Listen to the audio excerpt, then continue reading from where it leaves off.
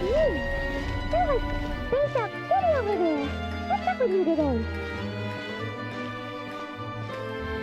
You feeling okay? We've been traveling all over lately, so maybe you've come down with something. That's it. We're getting Baiju to check you over.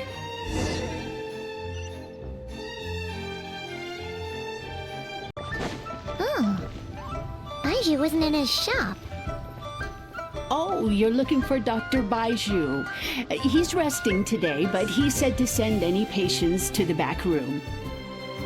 Ah, okay. Thanks. We'll head on through.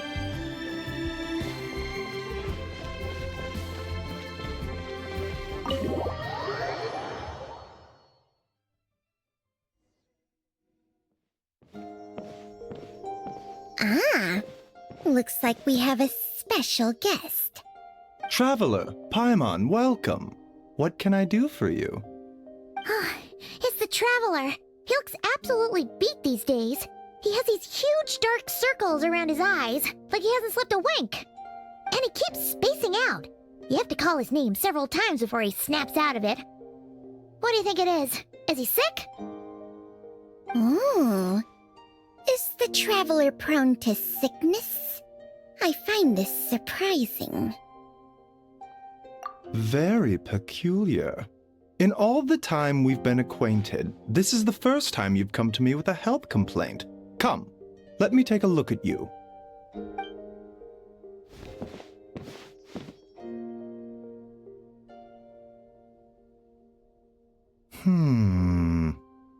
Okay, Paimon does not like that expression, Baiju. It's not Complexion is good, eyes are clear, breathing is steady, pulse is strong. Physically, you appear to be in good condition, Traveler. In theory, your energy level should reflect that. You should be feeling right as rain. Hence my concern. A clean bill of health is usually a good thing, but in this case, it likely means your situation is more complicated. Physical illnesses come with detectable symptoms that can be used to diagnose, medicate, and cure the condition. But afflictions of a non-physical nature, they fall outside a doctor's realm of expertise. Huh? What do you mean, non-physical nature? Curses, dark magic, it's hard to say. It could just as easily be a simple case of mental fatigue. Why don't you rest here for a bit?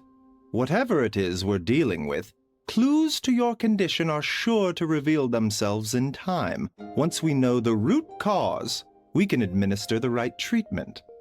I've seen my fair share of mental afflictions. To start with, some calming incense, a good night's sleep, and a good meal will do you a world of good.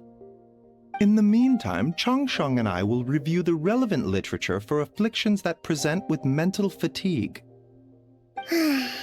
Still, we're not experts on this kind of thing. I say we should strongly consider calling in a specialist as soon as possible.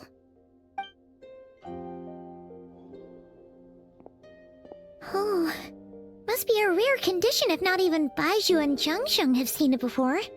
Well, all we can do is take their advice. You look like you're about to collapse anyway. Just get some rest. Paimon will be right here by your side. Fingers crossed you'll be all better when you wake up.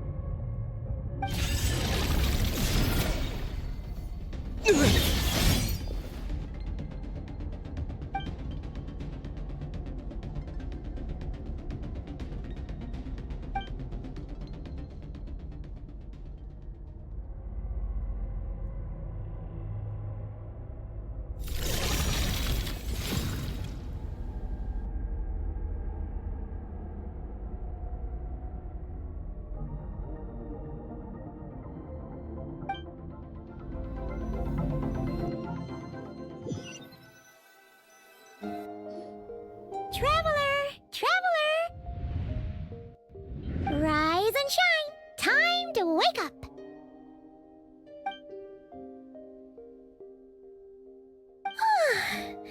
For once, you're making Paimon look like an early riser. It's already afternoon.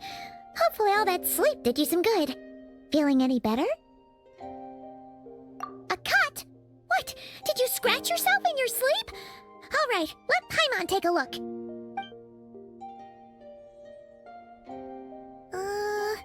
Nope, nothing there. Wait, did you have a nightmare? Okay, don't panic. Paimon heard that dreams tell us what we need by showing us the opposite. So, if you had a nightmare, maybe all you need is something to cheer you up. Come on, Paimon will treat you to something yummy.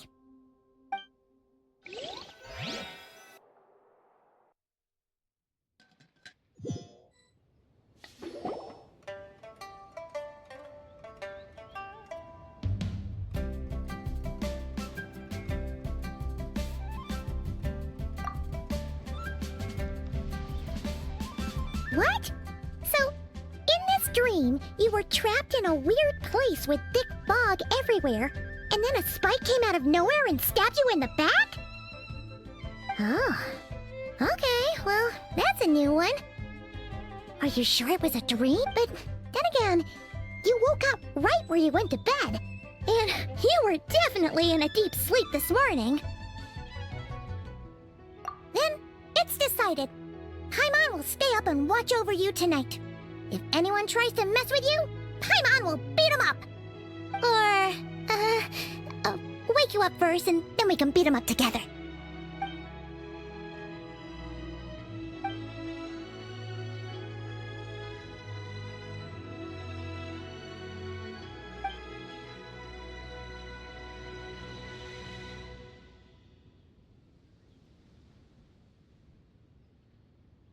Something is missing?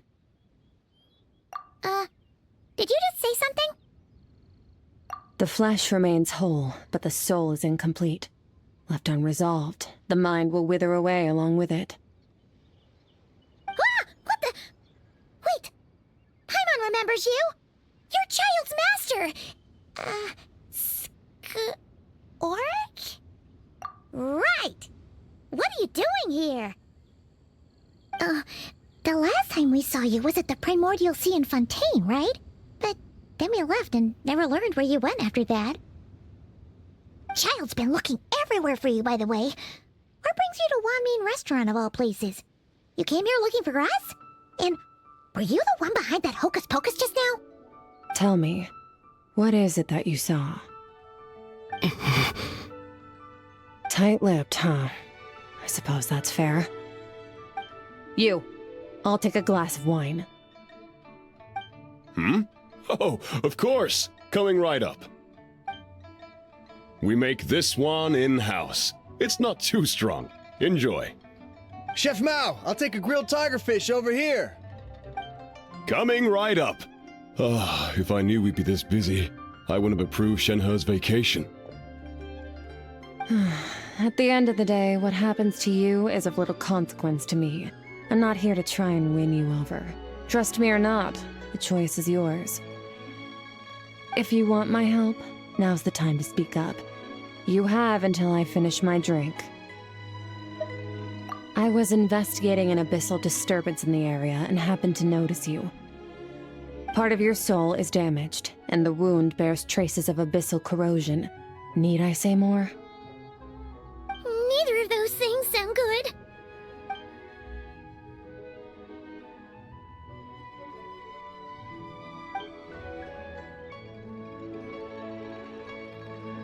Well, should we trust her?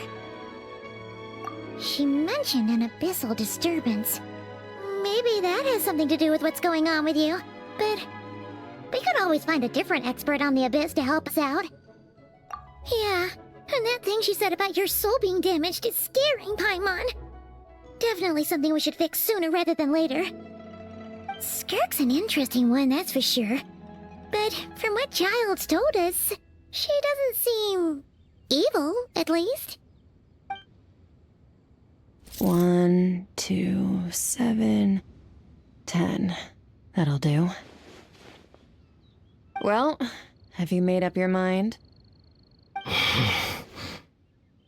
What I saw was a dark space shrouded in a dense fog that wouldn't disperse.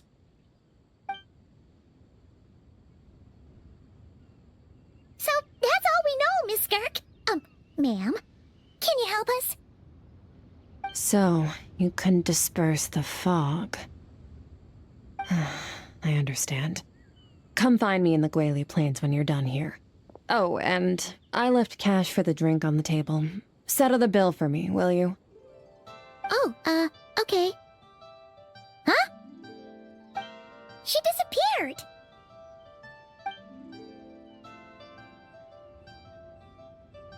Wait, hold on. You overpaid. Here's your change. Oh, no. This includes the drink, so it should be the right amount. I didn't think you two ordered a drink. We didn't. It was that lady who came and sat with us, remember? You brought it out to her yourself. You sure? I could have sworn there were only 2 of you at that table. What? What'd you put in their dish, Chef Mao? Some kind of hallucinogenic mushroom? You got them seeing things. Seeing things? Wait, so neither of you noticed her? Young lady? About this tall? Wearing a purple dress? She ordered a glass of wine! Oh, now you mention it, that vaguely rings a bell. And it looks like I did open the wine jar, so it must have just slipped my mind. In any case, that settles your bill. Come again soon. Chef Mao? Check, please. Coming! Okay, what was going on there? It's like they didn't remember Skirk being there at all. Even Paimon was half convinced we hallucinated the whole thing. But that Mora she left for us was definitely real. Oh, this whole situation is giving Paimon the creeps. But anyway, she told us to head to the Gwali Plains, right? Let's not keep her...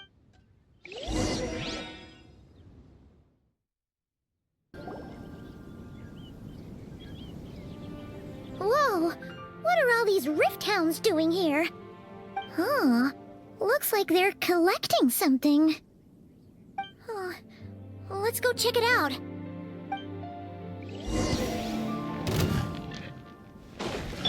Shower me with praise! A little amusement! Into the void!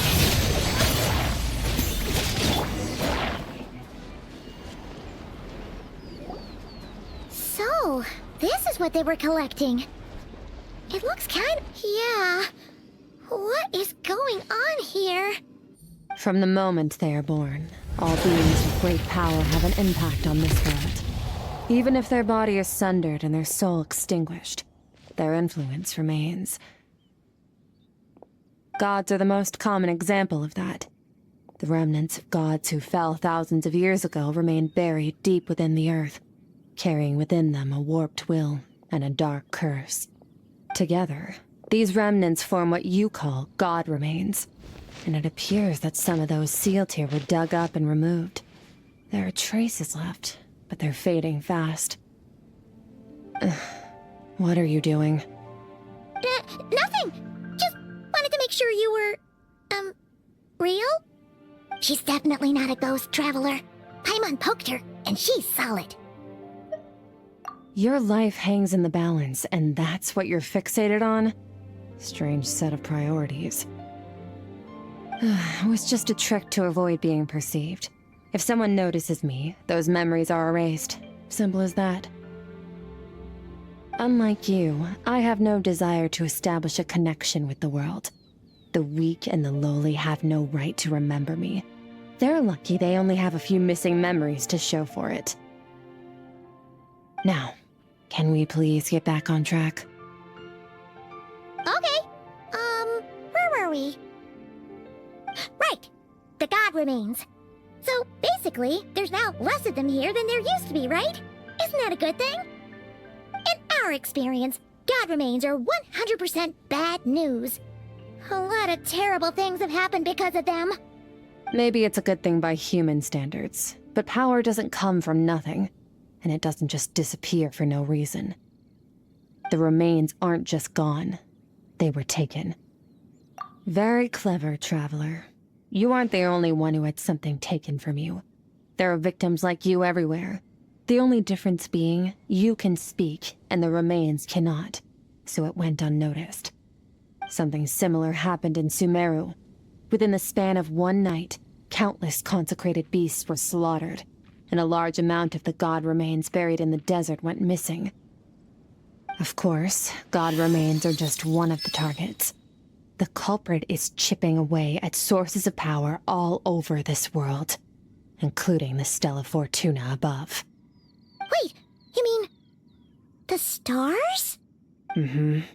42 of them have died out in the past few months alone. In Conria, people believed that powerful individuals have corresponding Stella Fortuna. Even should that individual fall, their Stella Fortuna would not disappear, but gradually evolve into a new constellation. Yet now, stars are disappearing from the skies entirely, and it's not hard to deduce what's happening to the power they contain. Something has been leeching power from this world like a parasite steals nutrients from a host. And now, it's no longer satisfied with the remains of the dead. It wants you. This time, it only took a fragment of your soul. But next time, there's no telling how far it could go. No one knows. All I know for certain is this. Getting back what you lost will not be easy. Considering how much power this entity has stolen, it must be a god-level being by now at least. But that's not the real concern.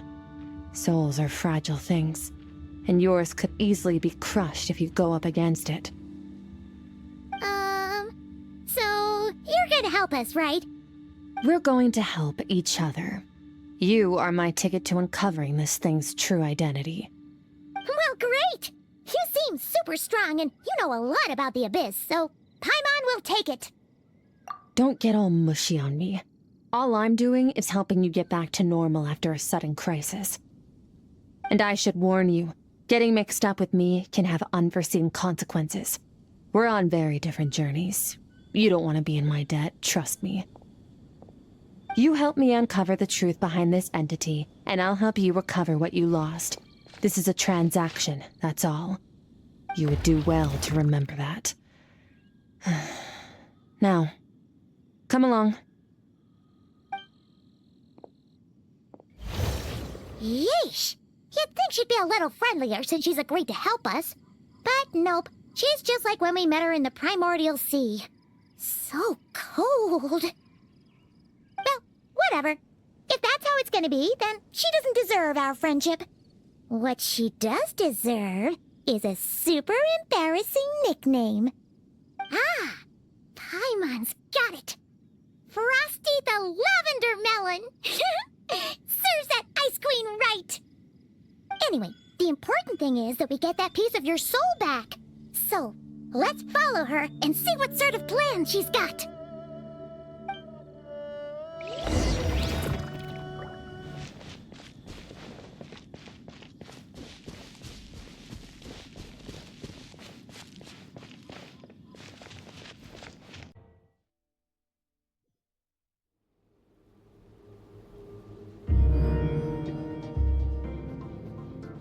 Whoa!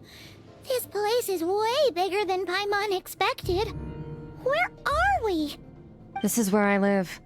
I suppose it's the closest thing I have to a home here. It is. I brought you here because time flows differently in this place. I don't know how much Ajax has told you, but when he fell into this space, I mentored him for 3 months. In that time, only 3 days passed in the outside world. Ajax?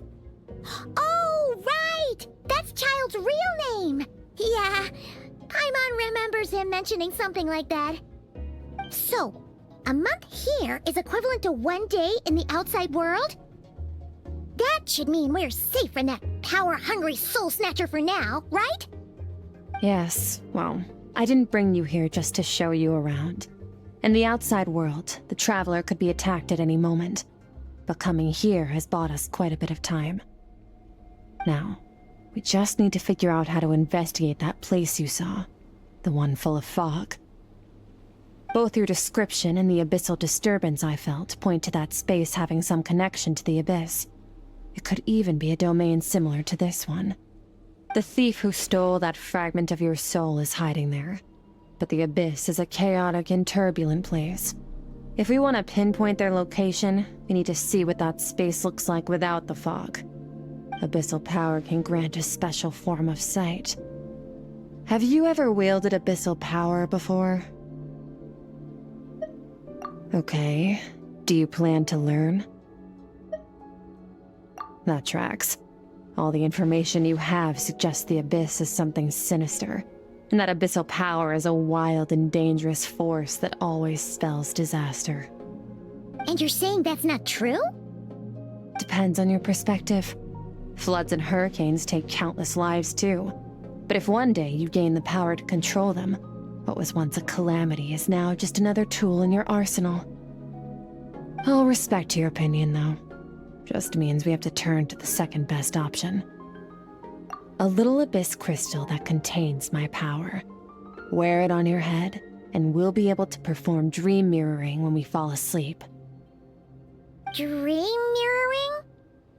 It means experiencing whatever the other person is dreaming. Everything they see, think, and feel. Since you haven't studied the art of using abyssal power, and have no plans to jump in the deep end right now, I'll have to do the investigating for you. With dream mirroring, every time you slip into a deep sleep, I'll see with my own eyes whatever scene plays out in your mind.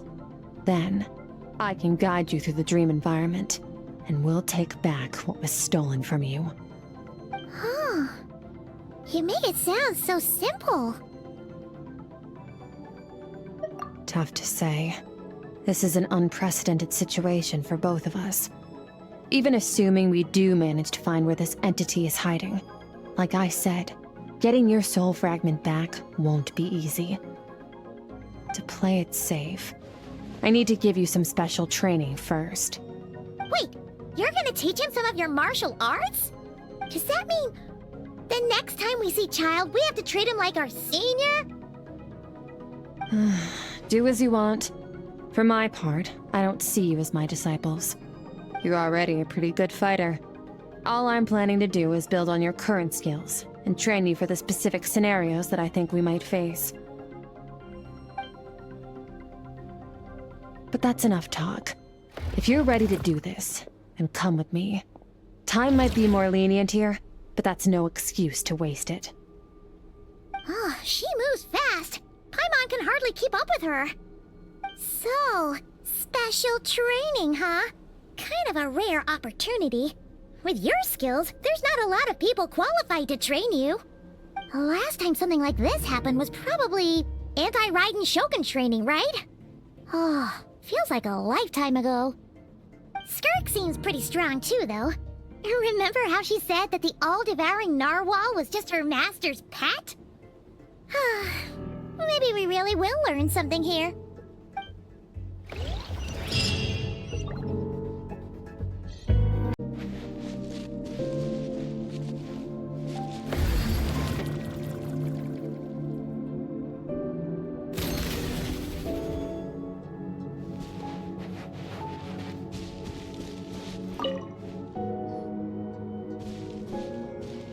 Ready? Bring it on! Your training will be split into 3 stages. Testing your blade work, elemental abilities, and reasoning skills. We'll start with blade work. You're no rookie in this area, so I won't bore you with the basics. During your long journey, you've no doubt sparred with a lot of talented sword fighters. Consciously or not, you'll have picked up all kinds of techniques from them. You bet! There's Kaya, Master Jean, Kuching... Oh, and Kazuha, Ayaka... Yeah, we've met sword masters like you in every nation we've been through. You sparred with a bunch of them too, right? Nice to know it's all gonna come in handy now. Don't get too smug. In sword fighting, techniques alone are not enough. You need a cohesive system to bring it all together. a style or school of fighting. To use the human body as an analogy, your style is your skeleton, the foundation, the framework. Techniques are the muscles and other flesh attached to the bones. This is where your strength comes from. Improving your sword fighting is like growing that body. If your frame got bigger and taller, but you didn't add any muscle mass, you'd be weak and flimsy. Then again, if you packed on pounds of flesh without a big enough frame to support it, you'd end up bloated and unwieldy. You need to do some introspection. Take a good, hard look at your past experiences, and figure out which parts of what you've learned are just techniques, and which parts can be used to form your own system of blade work. Only then will you get the full utility out of all your thoughts and observations along the way. Only then will every strike you deliver make perfect sense. Wait, is that it? Paimon thought you were gonna teach him some cool new moves. Like when you went swoosh and opened a tunnel to another place. One day, you'll reach a new level of power where you realize that even that's as basic a trick as any other. But right now, our sword styles are so wildly different that teaching you mere techniques is pointless. There are no shortcuts in the pursuit of power. Failure is your best teacher, and rigor is your coursework. That's all I have to say. Time to make a start. Train until you're satisfied with yourself. Now focus. Destroy the crystal columns as swiftly as you can.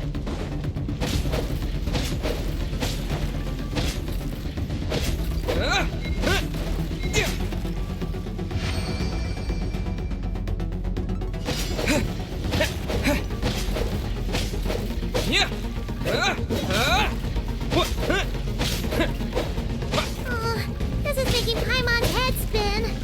Hang in there, traveler!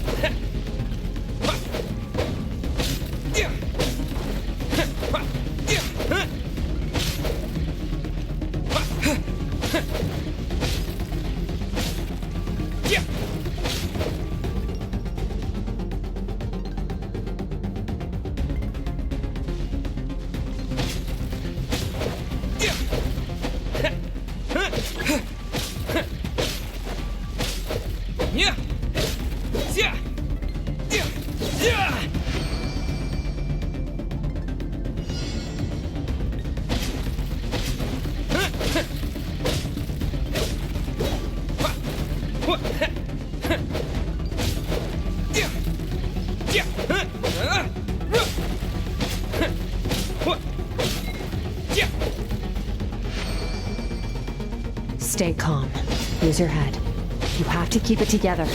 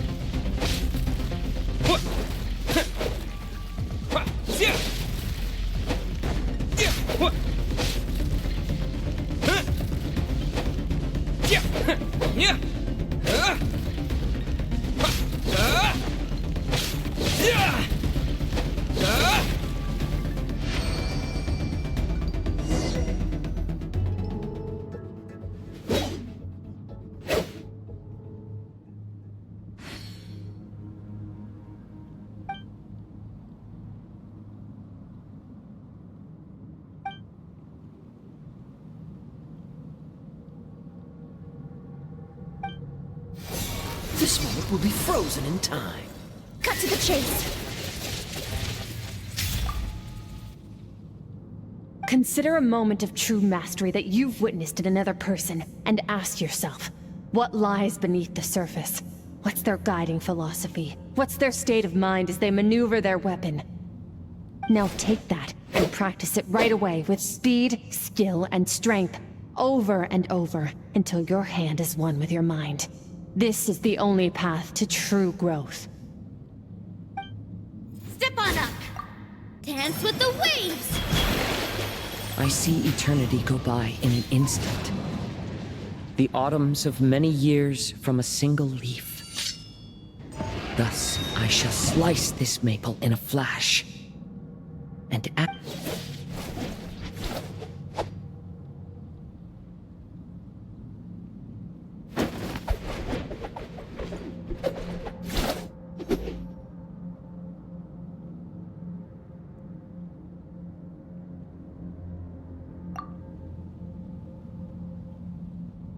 If you start to tire, empty your mind, but do not stop.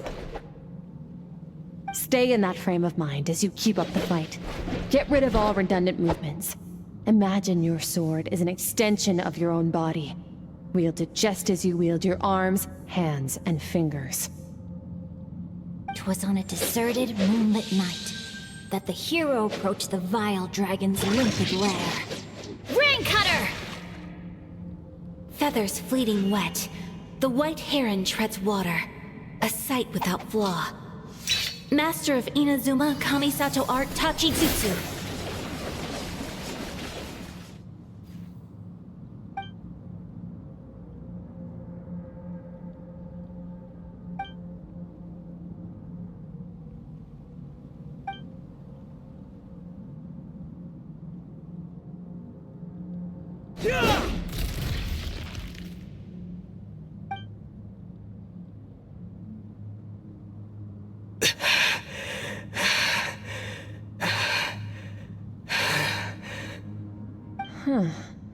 Looks like you've made some real progress.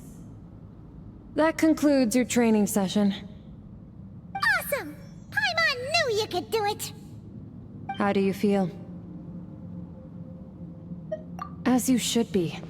Time flies when you're training hard. You've actually been going for several days now with no rest. Yeah, meanwhile Paimon's had a whole bunch of naps. But you were so focused, she didn't want to interrupt you. Go get some sleep. I'll be doing the same very soon. Let's hope you see that foggy place in your dream, so I can get this investigation over and done with.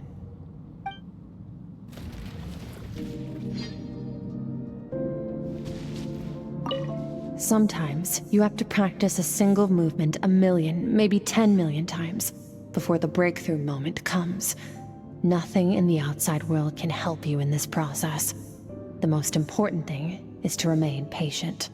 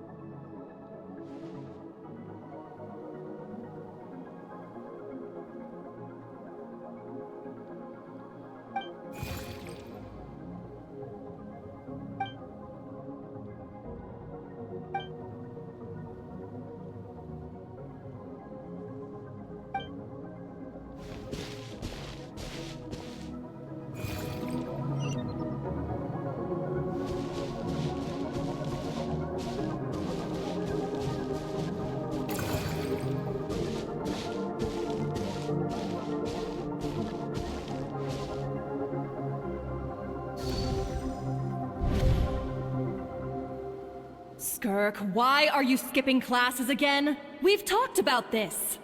'Cause he's a crabby old man, and he's a boring old man. I don't like going to his classes. Excuse me! You shouldn't talk about your teacher like that! It's very disrespectful! All right, let's not get into a big fight about this. Skirk's learned what she needs. There's no point forcing her to sit through more classes if she doesn't want to be there. But I'd still love to hear about what you got up to yesterday. I went diving, and I saw this huge fish. I never knew they could get that big. It looked kinda dumb though, with that stupid big fat head. I tried to shake its fin, but it just spat water at me. Oh, and today, I'm gonna go to that prairie up north. There's supposed to be this giant bird there that can spit fire. I bet if I climbed on its back, it could fly me all the way to the stars. Then I suppose your old dad should get one as a pet too. Otherwise, how are you gonna hear me call you for dinner up there in the stars?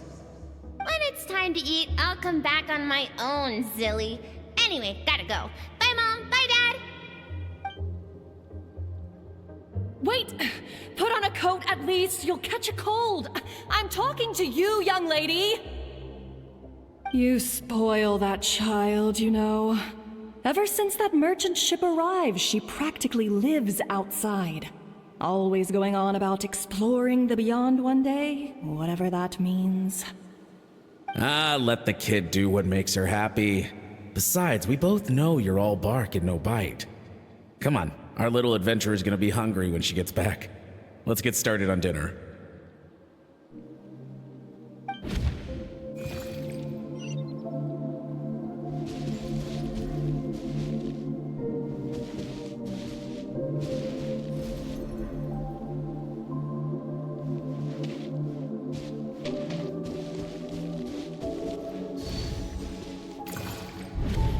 The stars shimmer high above. But what lies beyond the stars? Mountains as far as the eye can see? An endless snowy plain? Or maybe buildings taller than the sky, like the people from the merchant ship said? I can't be the only one asking these questions. The universe is fascinating. If only I could meet some other people like me. We could set sail together and explore every corner of the world. I'm sick of being a kid. There's so many amazing things out there, and I'm ready to see them all. But for now, I'm starving. Better get back.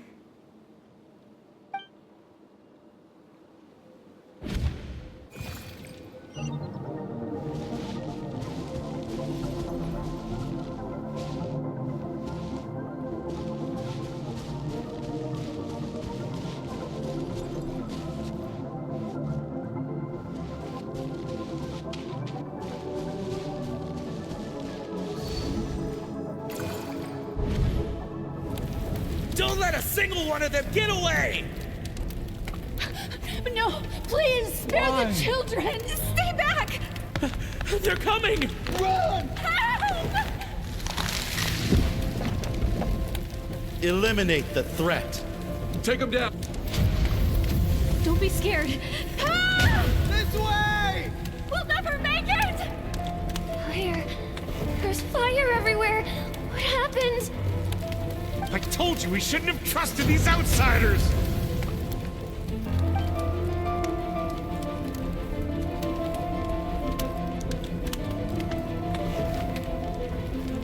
Why are you doing this? What did we do to deserve this? We welcomed you with our finest food and drink, showed you the best our home has to offer, gifted you cloth dyed by our own hands. And this is how you treat us? Run! Save yourselves! Captain, Zone 3 is clear and we have Zone 2 surrounded. Begin extermination. Remember the orders from upper command. No one is to be left alive. Rest assured, sir. We have enough munitions to annihilate these savages and burn their entire civilization to the ground. Good. The only ones who put up a real fight are that man and his wife, correct? What's their— We shot the man in the ankles and the wife broke her wrist attempting to fight back. They won't be doing much more fighting. They're holed up in their home for now, but they won't last long. To prevent them from making some kind of last stand, we're planning to clear out the other zones first so we can send a bigger squadron to surround them. Well, well. Turns out some of these beasts do know how to use their claws. Now the threat these savages pose will be undeniable. Let them cling to what's left of their lives for a little longer. Once the other zones are cleared, I'll cut off their heads myself.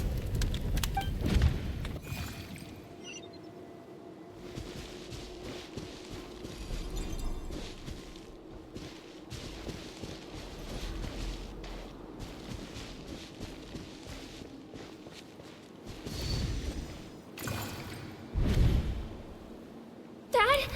Mom? Skirk, you're all right? Thank heavens. I'm so happy to see you, sweet girl. But you need to go. It isn't safe here. They'll be back any second. What happened? You're bleeding a lot. Dad? Mom? This is the place. Alert all units. Prepare to surround. Run, Skirk! Run as far away as you can! Don't trust anyone!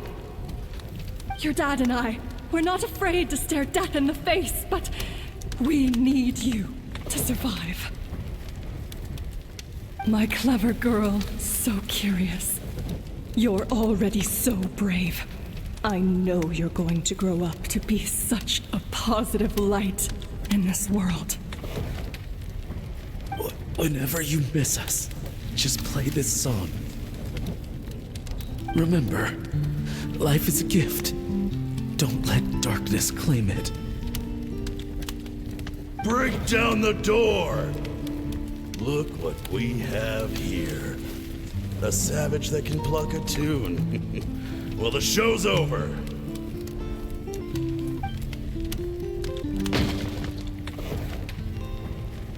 You! Stop singing! Shut it!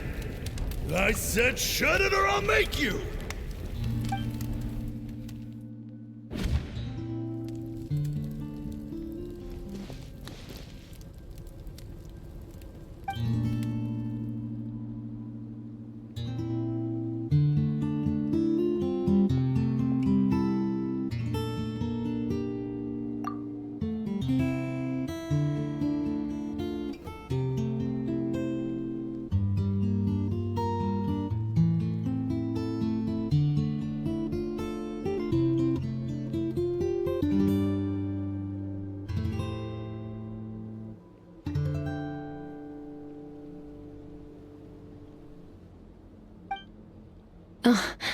You're awake?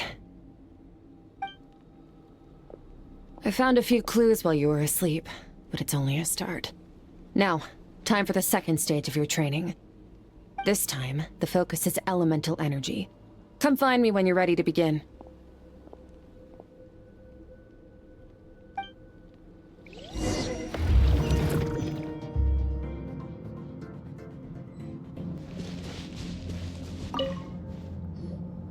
Man, staying in the abyss feels so surreal, don't you think? No day and no night. It's like time hardly exists. If we weren't careful to keep track, it feels like we'd have no idea how long we've even been here. Well, except for the fact that Paimon still gets hungry like clockwork. You go do your training. Paimon's gonna grab a bite.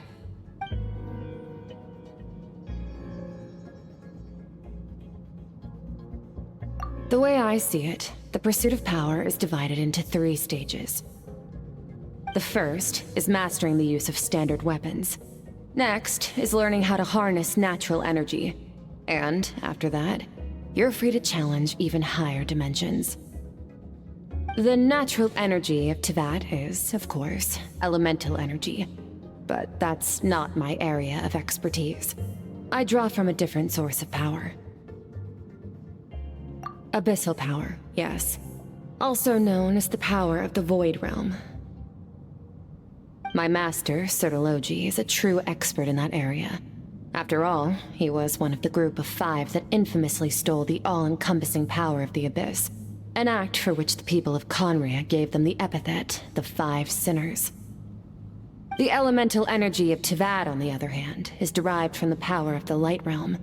These 2 forms of energy exist in direct opposition to each other. Suffice to say, there's not much I can teach you this time. A keen observation, traveler. Call it respecting local norms. The Abyss stands in direct conflict with the will of this world. So, to make my life easier, I disguise my power to make it appear cryo-like in nature. It's a technique I learned from some Conrian ruins, known as the 7 Shifting Serpent. If you ever change your mind about delving into abyssal power, I can teach it to you. So I've heard. You seem to have a knack for removing abyssal power. But is purification really what's going on there? Like I said, power does not simply disappear. Just thinking out loud. Let's focus on your elemental training. That's what's gonna help us if the situation gets tricky. True growth comes from adversity, but only if you make the choice to pick yourself up again every time you fall. So, it's time to push yourself to the limit, and then keep pushing. This is the only way to advance at pace. Use the power of Animo to clear the field as fast as you can.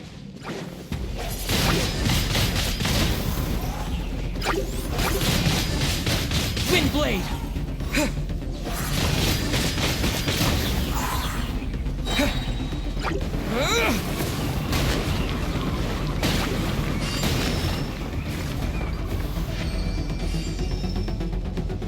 Observe your surroundings. Look for things you can use to tilt the scales of success in your favor.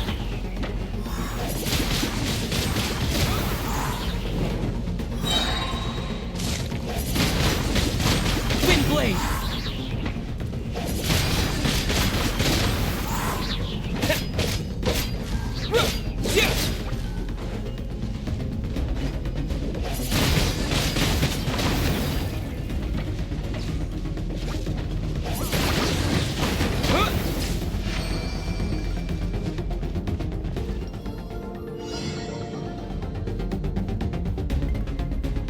Use the power of Hydro to destroy the spikes.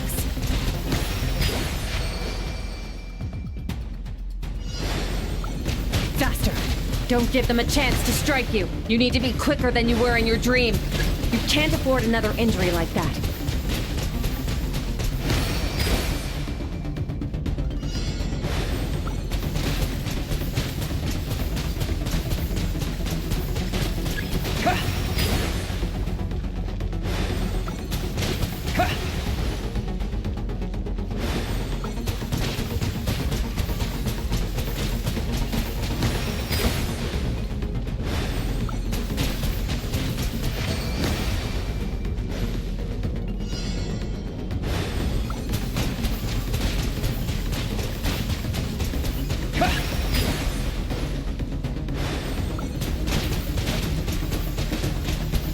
Water jet!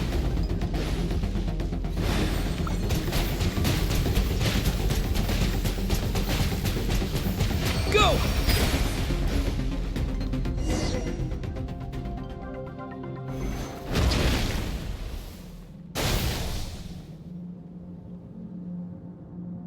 You need to understand what makes you special.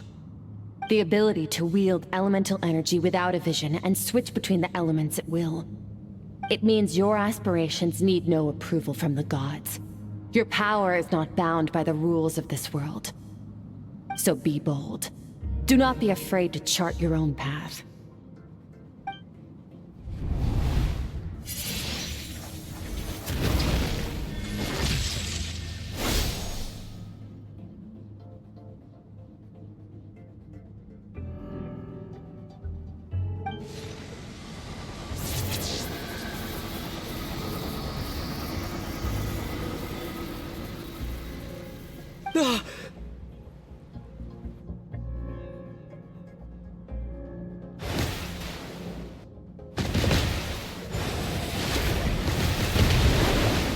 Very good. It seems you've reached a deeper level of connection with the elements. Long enough for you to lose yourself in your training, which is a good sign. Relentless practice with the elements has drained all your strength, but it's also what allowed you to make progress. Get some rest. When you wake up, we'll proceed to the final stage of your training.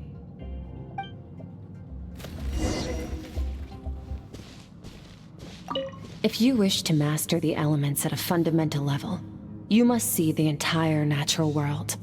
Nature in all its places and forms. That is part of what it means to be a traveler.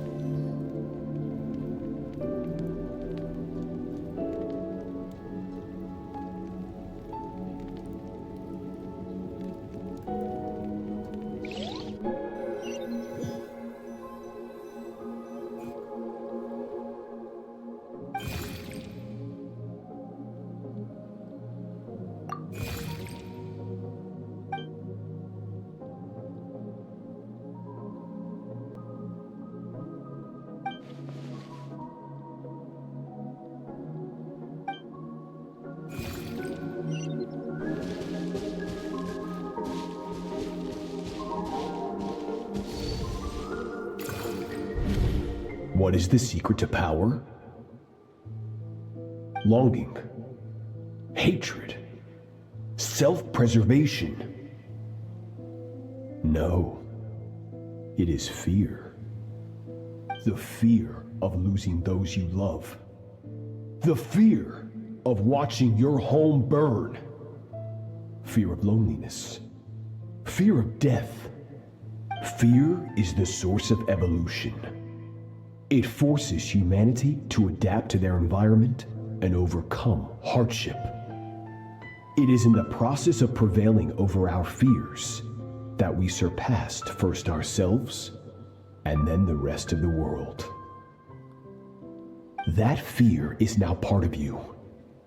It calls on you to evolve. And it is time to answer.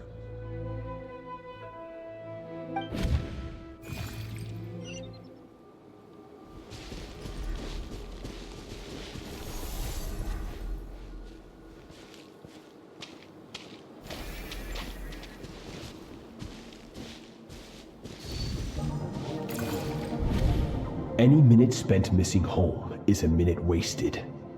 Practice your sword work instead. But, Master, I can barely lift the sword anymore. If I keep going, I feel like my wrist is going to break. So it has not broken yet. Then pick up your sword and keep practicing until it breaks. After all, bones can always be reset.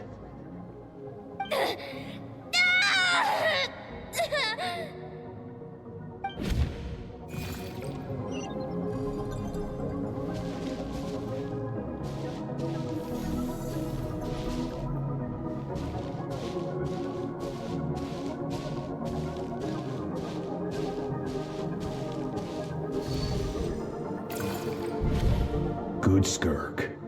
Once again, you survived. How do you feel? Cold and pain. These are signs that you are adapting to the abyss. Each time the flesh is torn and the spirit crushed, each time you claw back from the brink of death, you become stronger. I now understand why these people sought to destroy your homeland. Your potential goes beyond even what I could have anticipated.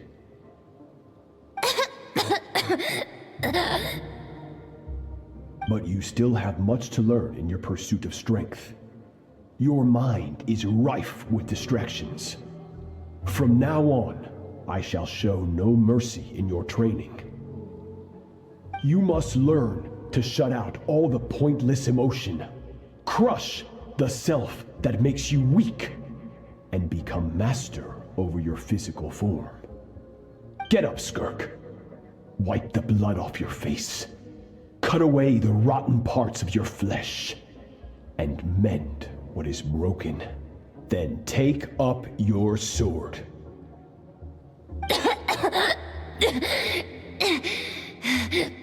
Yes, Master.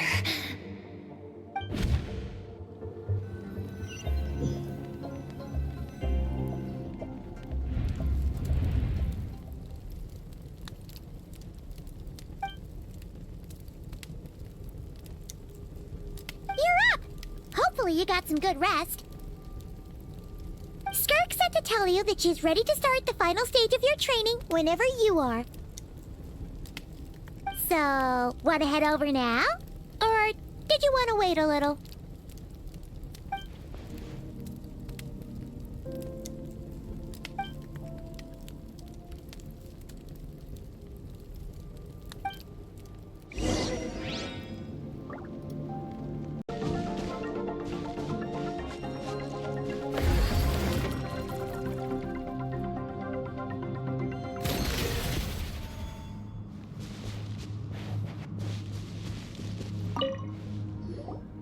From your training so far, you have gained a better command of the sword, and more control over your elemental abilities. That's only part of it. Experience is the real teacher. Your journey, the friends you have made, the dangers you have faced. These have taught you more than I ever could. Now, it's time to focus on how you react under pressure. You must be able to think rationally, even in unpredictable combat situations. To simulate this, I'm going to attack, and you're going to block. Ready?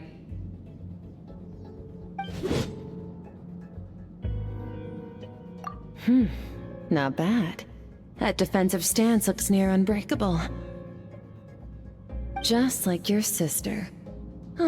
That reminds me. You still don't know what happened to her, do you? Hey, no fair! That's cheating! You think every opponent has the same moral code as you? You can denounce their deplorable methods all you want, but only if you live to tell the tale. The dead don't get to complain. Strong emotions will always arise in combat. Anxiety, anger, fear. But a true warrior is never at their whim.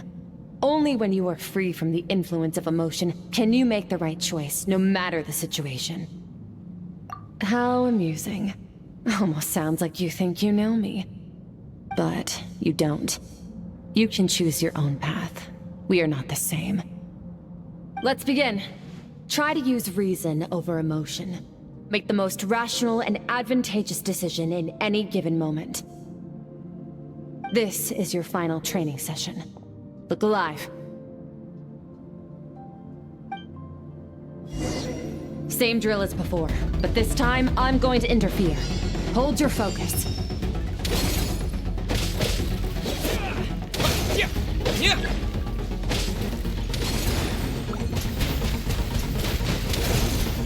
Go!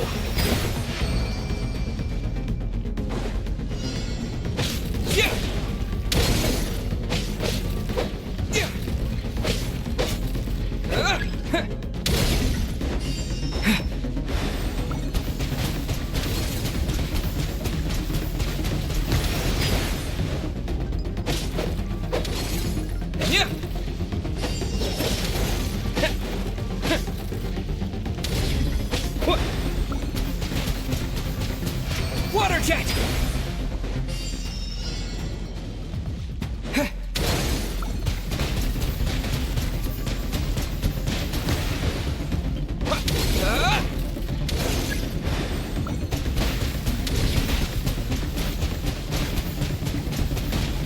Go! Water jet! Water jet!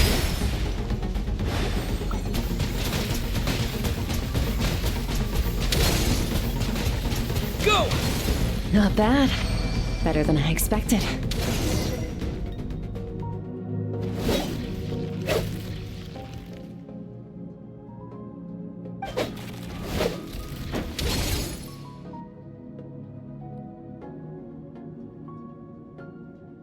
You're getting the hang of it. The first step to controlling your emotions is controlling your mind. You want a unified train of thought. It all comes down to focus.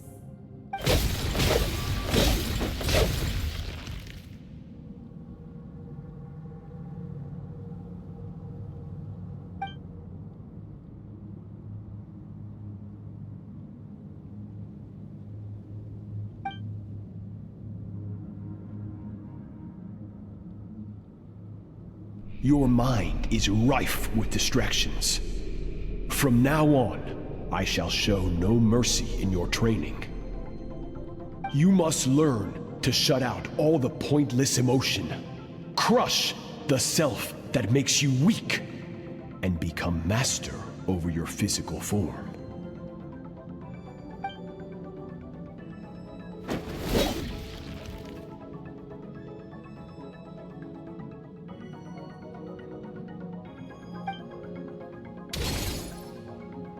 Stop. Let's pause here. One look, and I can tell your mind has wandered. That's to be expected. There's a limit to how long a human being can concentrate on one thing.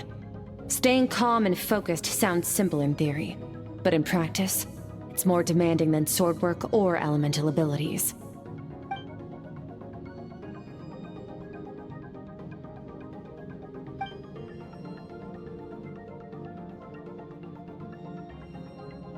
Get some rest. No point training further if you're already dead on your feet. Like I said at the beginning, the only goal of this training is for you to reach a point that you're satisfied with. You managed to push past your limits, which is a good start.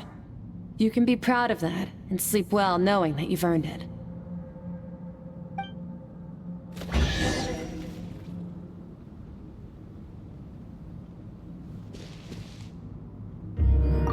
Warriors will train day and night to perfect their skills. But when the battle comes, their fate may be decided in a matter of seconds. One mistake, one moment of hesitation, and just like that, all their blood, sweat, and tears were for nothing. You need to push yourself to perfection, or you might not even live to regret it.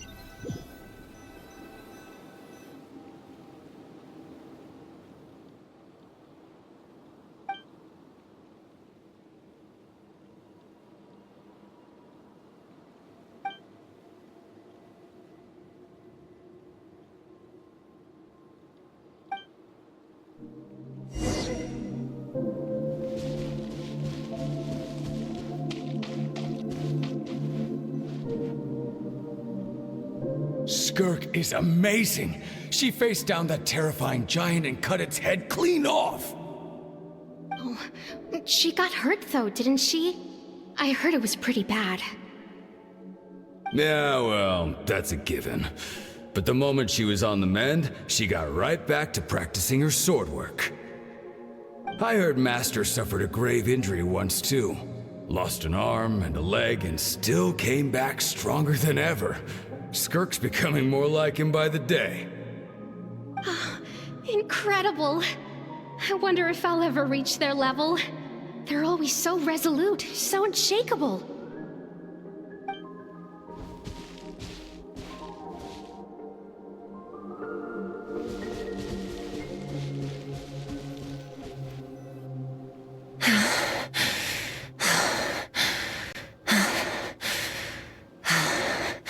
Pathetic. You're not even trying.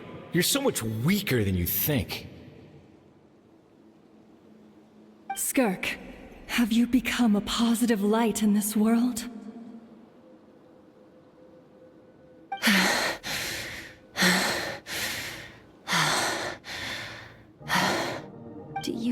even remember how many of us perished in that fire. How many bodies were left to rot on the scorched earth.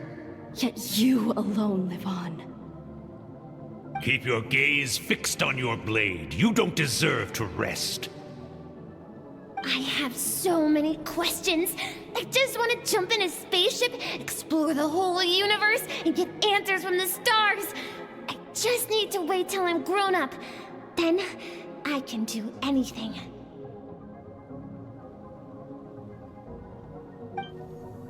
Now, you must bid farewell to who you were in the past and become someone stronger. Run, Skirk, run! Only death awaits us here.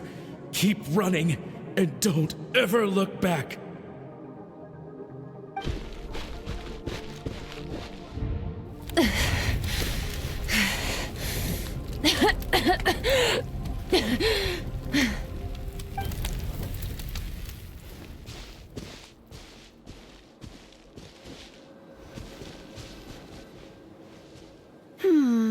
Let's see here. First things first, you need a new identity. Going around telling people you're from somewhere beyond the stars won't do, now will it? How about saying you hail from beneath the earth instead? As the Conrian saying goes, venturing out into the universe and down into the abyss are the same in that both are braving the dark unknown. Well, I'm a visitor on this planet, so I'll follow the rules. Ah, splendid. That saves me quite a bit of trouble. Let me offer you a piece of advice in return, although it might not be what you want to hear. I know the pursuit of strength is important to you, but taking a moment for yourself every once in a while is never a bad idea.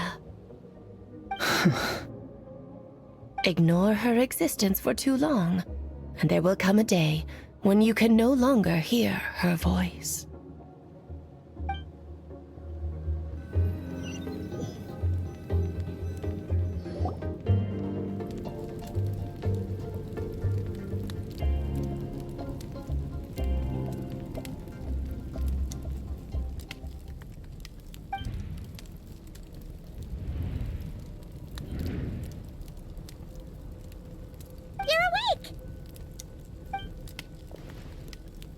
Be starving, right?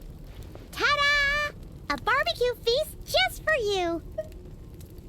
Of course you are! That's why Skirk and Paimon got this all ready for you. Dig in, before it gets cold. Ah, well, if you're around someone long enough, it's bound to happen. Plus, Skirk can cook. So, Paimon decided she can forgive the whole Ice Queen thing. Paimon's not one to hold a grudge. Here's an idea. Let's save the chit-chat until after the meal.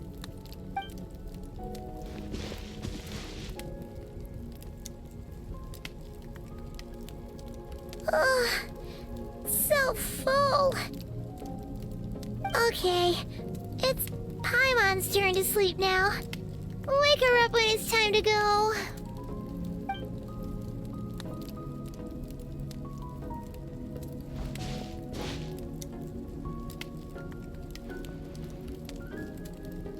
I have good news. First, your training is complete. You have what it takes to wield immense power. Now it's just a matter of putting it into practice.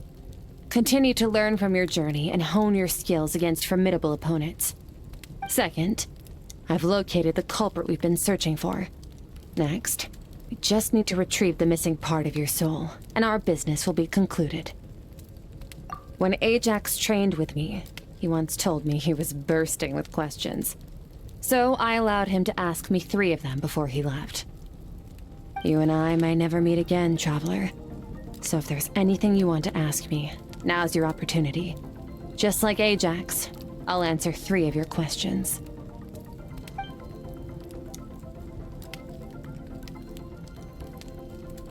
Are you really from Teyvat? Okay, not the angle I was expecting. What makes you ask that? I'm sorry I didn't tell you earlier, but while we were dream mirroring, I think I saw your memories.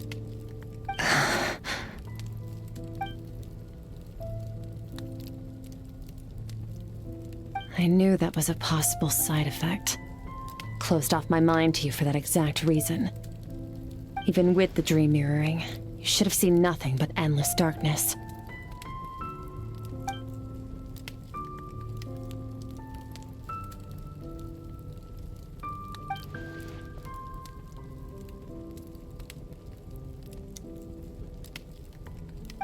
Whatever. Must have been a flaw in my execution. I shouldn't be too surprised. Due to some recent circumstances, my self-control has been lacking as of late. Since you've seen what you've seen, there's no reason to hide the truth. All I ask is that you keep it a secret. No, I'm not from Teyvat. I'm from a different planet. And there was a time when I journeyed through the stars. A lot like you in some ways. Like me? Do you mean you're also a descender? No, we're different in that respect. You're influencing the fate of this world. But me, I'm just passing through. Several hundred years ago, my master, Sertologi, opened the border between worlds and sent me here. But this is not my home. And one day, I'll return to the vast unknown of space. So, there you have it. On to your second question.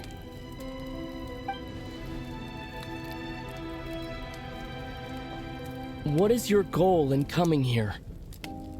To become stronger. For certain reasons, I need to bridge the power gap between me and my master as quickly as possible. But first, I need to understand the source of his strength. To do that, I need to follow in his footsteps. Walk the path he once walked. And somewhere along the way, I'll find out how to defeat him. That is my sole focus and purpose. Okay. You have one question remaining.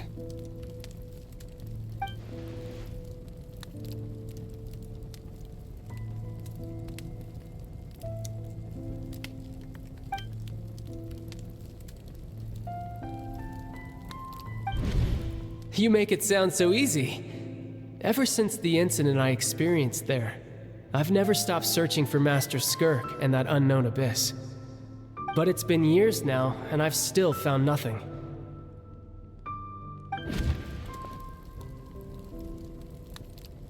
Well, your last question? You know Child is looking for you, right? Are you going to let him see you? Ajax. His situation is different than yours. Before you ever crossed paths with me, you'd already encountered many formidable people, studied their techniques, and developed your own skill set. So, during your training, all I had to do was build upon that foundation. But Ajax was so young when he came to me. A complete blank canvas. Children can't help but imitate their role models. In the long run, that would only hinder his growth. Once Ajax has enough strength in his own right, I will allow us to meet again. Until then, let that motivate him to reach his full potential.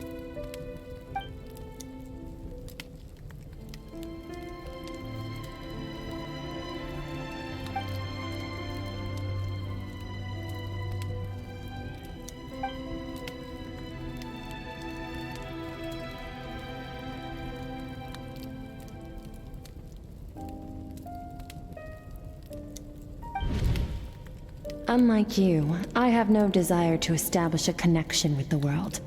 The weak and the lowly have no right to remember me. They're lucky they only have a few missing memories to show for it.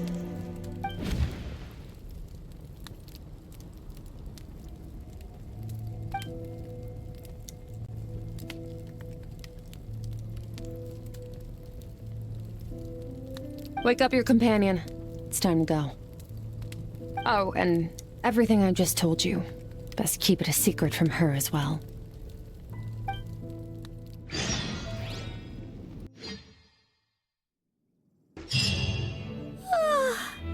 Time to go. Oh, finally. Where are we headed? Just follow me. I'll open an abyssal rift close to the culprit's location. It will take us to where he's hiding.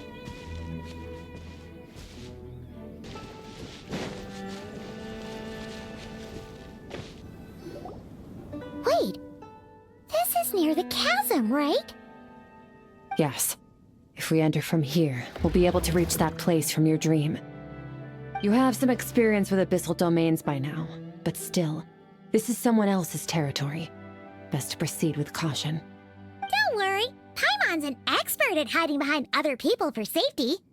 Oh, but, that means you need to stay safe, Traveler. All right. Remember your training. Time to put it to use.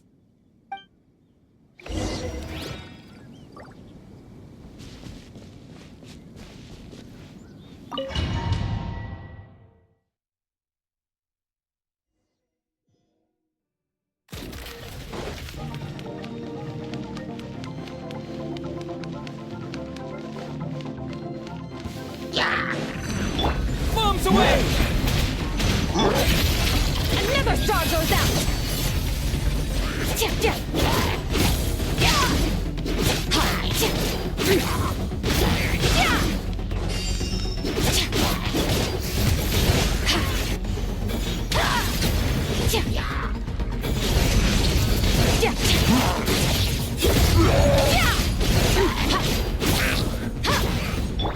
Water jet! Water jet!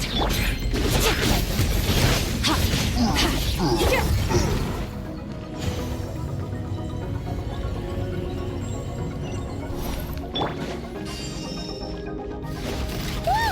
Look at all these spikes! Careful, don't get hit! You know what? Paimon's just gonna float behind you. Come on, you got this!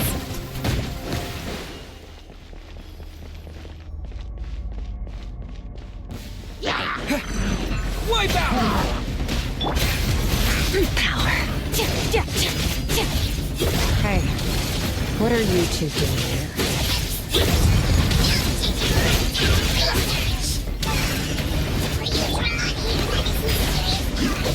Dusty, like an abandoned house. Let's press on.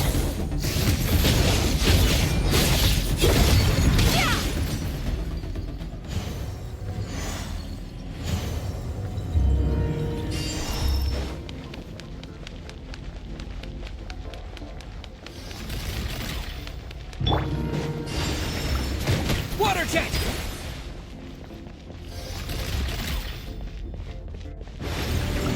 Go!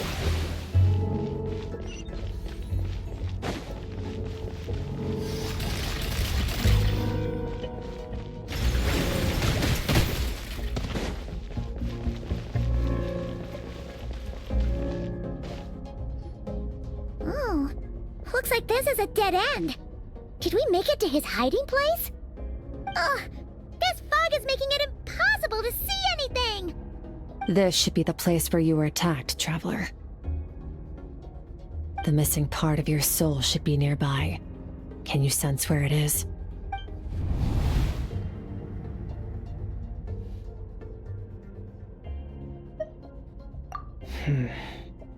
Our opponent must have covered his tracks just in case.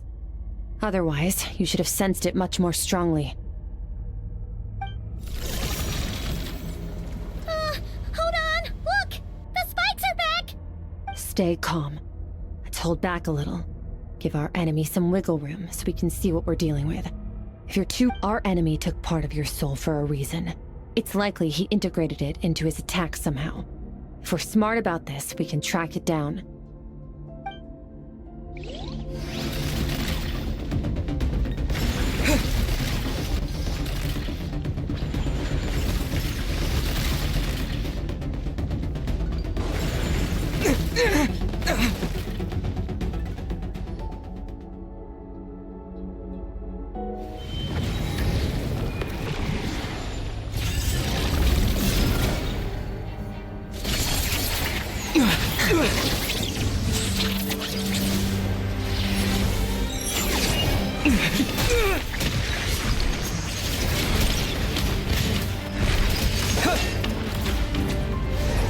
From the start, the focused on me. Trying to break through my defenses? I see.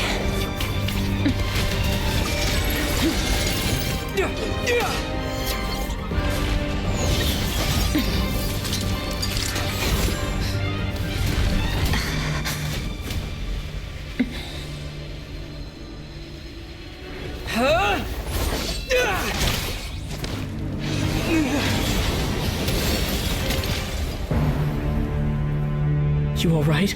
That thing was...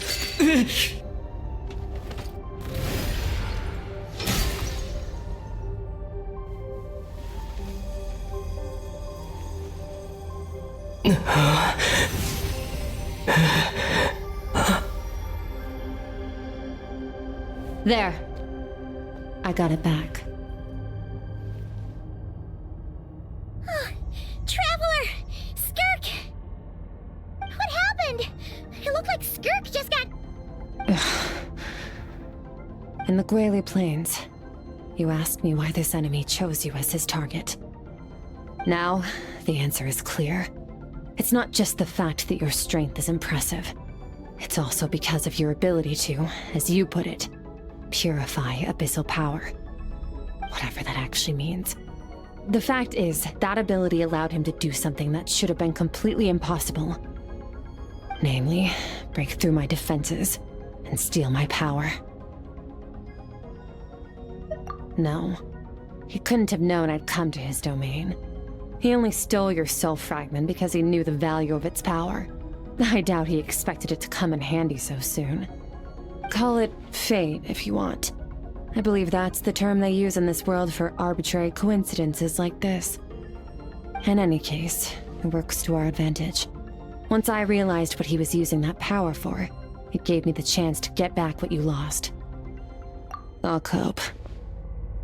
Well, done gorging? Good. Time to answer some questions. How did you get the power of the all-devouring narwhal? The all-devouring narwhal?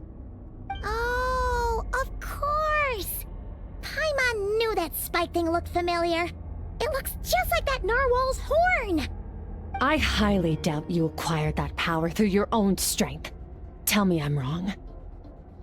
You're desperate enough to scour the land for god remains and whatever vestiges of power you can find. That alone proves you wouldn't be able to defeat a creature like that. Which leaves one possibility.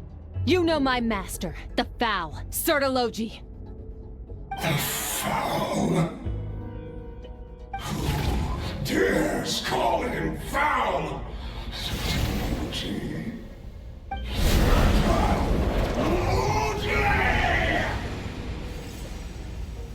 What's wrong? Bit off more power than you can chew? You're struggling to hold a basic conversation. Just a little longer. I'm still... Look!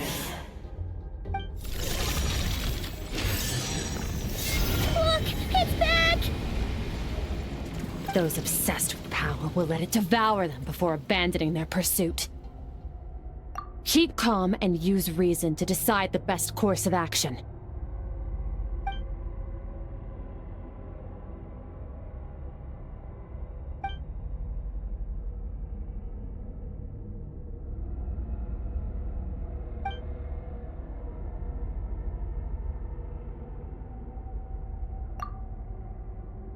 Wise decision. Final victory doesn't always come after a single battle. You've got your soul fragment back, so we both got what we came for. Let the enemy draw breath while he can. It won't be for long. Get us out of here, Traveler. You'll need to lead the way this time.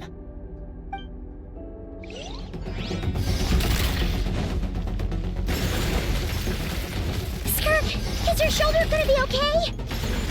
The wound is minor. It'll heal in no time. You should focus on getting out of here alive instead. Uh-oh! Falling spikes! Run!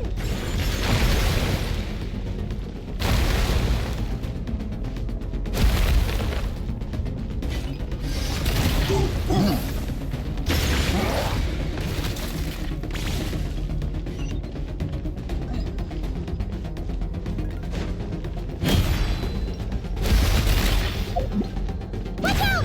Looks like this place is about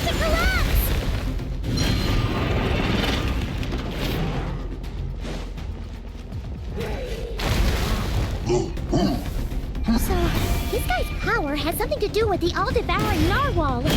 Did you know that all along, Skirk? I had my suspicions. That's why I decided to investigate in the first place. But suspicions only get you so far. I needed to verify it for myself.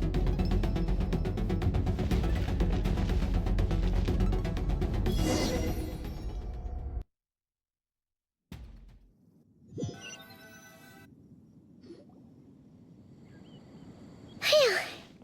Oh, we should be safe here, right? I no longer sense his presence. Can't have followed us out of that abyssal domain. Weaklings like him will find that my power is not so easily controlled. He won't be leaving that place until he's managed to digest it. You seem surprised. I suppose that's fair. You've seen but a fraction of what that whale is capable of. That gaping maw could swallow a planet whole. It's called the all-devouring narwhal for a reason. Devouring is what it does best. It can extract power from anything, dead or alive, as long as it manages to make physical contact. Yeah. When we had our run-in with that thing, Neverlet mentioned that it has an instinct to devour. Your dragon friend recognized the nature of its abilities and used the power of Hydro to protect you. That worked because it was in a satiated state, so it was somewhat less aggressive than usual. It's a different story when it has no more power to feed off of. That's when its true voracious nature kicks in. It could devour everything on the planet in that state, which is why I cast it into that void space. But I hadn't counted on there being anyone left on this planet capable of wielding its power. To me, that says he must have encountered the whale a long time ago. Meaning, exactly, it told me everything I needed to know. Hence why I said we both got what we came for. And I believe that brings our transaction to an end. Now that you're whole again, you can get back to your own journey. I'll handle the rest of this situation myself. No way! We can't leave now! Something was stolen from you because of us! We have to help you get it back! This isn't my first taste of failure or losing power. When you fall, you get back up again and become stronger. That's how it is. But what if that monster finds you before you're all better? Plus, how are you gonna get home? It's not like you can just go swoosh and open a door to the abyss again. Not with us. So, sticking with us for the time being doesn't sound so bad, does it? Fair enough. Then take this. What is it? A bag of Mora. Nothing in this world is free. I know that much. I'll leave the planning to you. Hurry up and decide where to go. We shouldn't linger. We should take Skirk somewhere she can rest. But where? Paimon gets the feeling Skirk wouldn't like being around a lot of people. Oh wait! Baizhu said we could rest in the back room of the pharmacy, didn't he? Let's head there! He'll know something about Master. I'm sure of it. Next time, I need to be ready. Fine. It was just a scratch. It'll take time to recover my strength, of course. But adapting to situations like this is nothing new for me. Oh, this? It's a star crystal suit. Abyssal energy is scarce in Teyvat. Wearing this helps me access it more freely. It stores concentrated abyssal energy that I can draw from on the go. When the energy runs out, it reverts back to its original form. Found somewhere to rest. Well, lead the way then.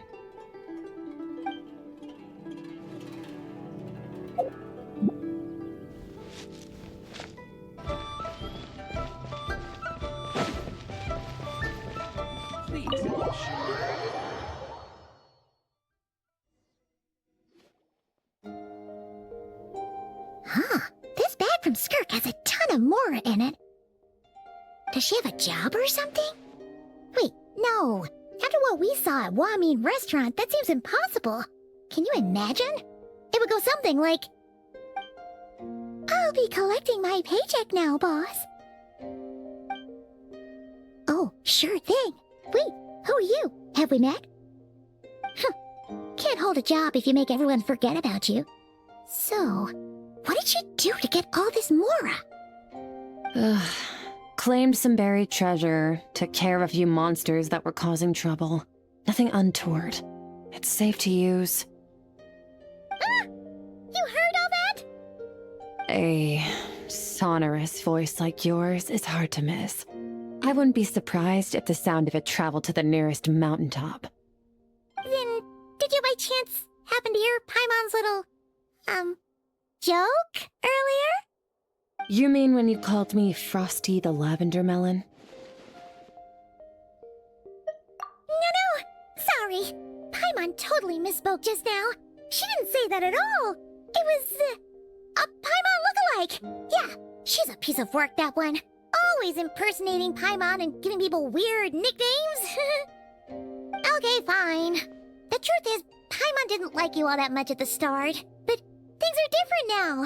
You helped the Traveler in a big way, so what do you say? Friends? Ugh. I noticed there was only one bed. Go ahead and get some rest. Wait, what about you? I don't get tired, and I don't need rest. I'm going to practice my sword work. That should help me regain some strength. But your shoulder... Hey, don't just leave! Ah, whatever. Let her tire herself out. She'll come back eventually. Let's get some sleep, Traveler. That comfy bed is calling, Paimon.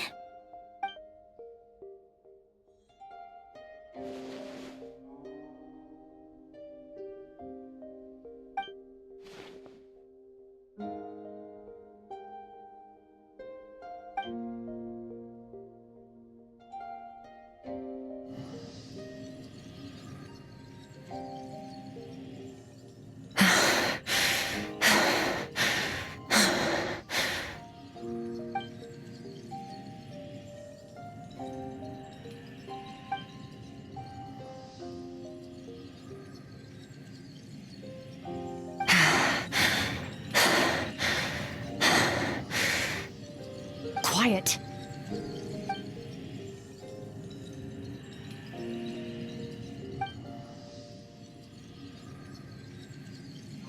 Do you even remember how many of us perished in that fire? How many bodies were left to rot on the scorched earth? Yet you alone live on. Keep your gaze fixed on your blade. You don't deserve to rest. Run, Skirk. Run! Only death awaits us here. Keep running, and don't ever look back.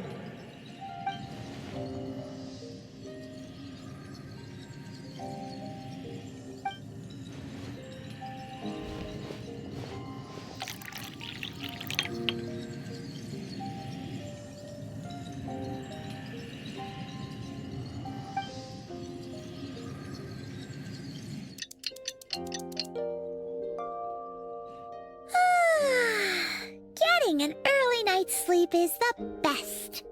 That bed was so comfy. Wait, Skirk? Have you been sitting out here the whole night? The bed's all yours if you want it. About 60%. Maybe 70. Whoa! Paimon thought it would take at least a couple of days. That was fast. No. Not fast enough. That's 20% less than last time. Same training regimen, same intensity. Nothing felt different, but somehow the outcome fell short. No, I think the problem's with me. I need to meditate for the next 2 days. Deep introspection should help me find the issue. Ooh, sounds intense. We'll watch over you in the meantime, then. Thanks. See you in 2 days.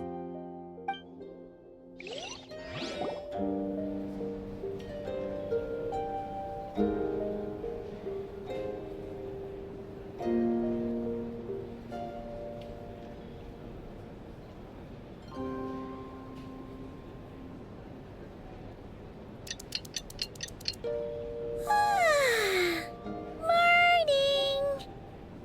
Skirk is still meditating, huh? It's been 2 days already. Shouldn't she be awake by now? Paimon can't can't think of anything we can do to help. Oh, wait! Breakfast! That's it! Paimon will go get breakfast! Skirk is gonna be starving when she wakes up. Be right back.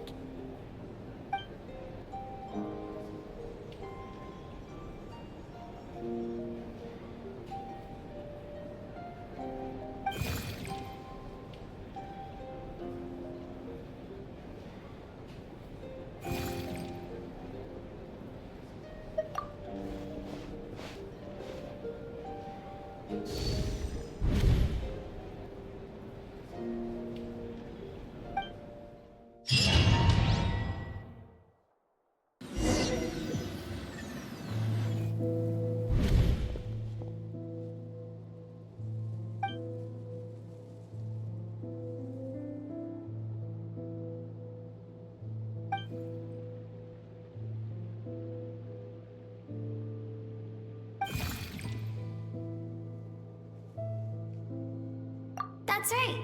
This is Skirk's inner world. Think of it as the threshold between the soul and dreams.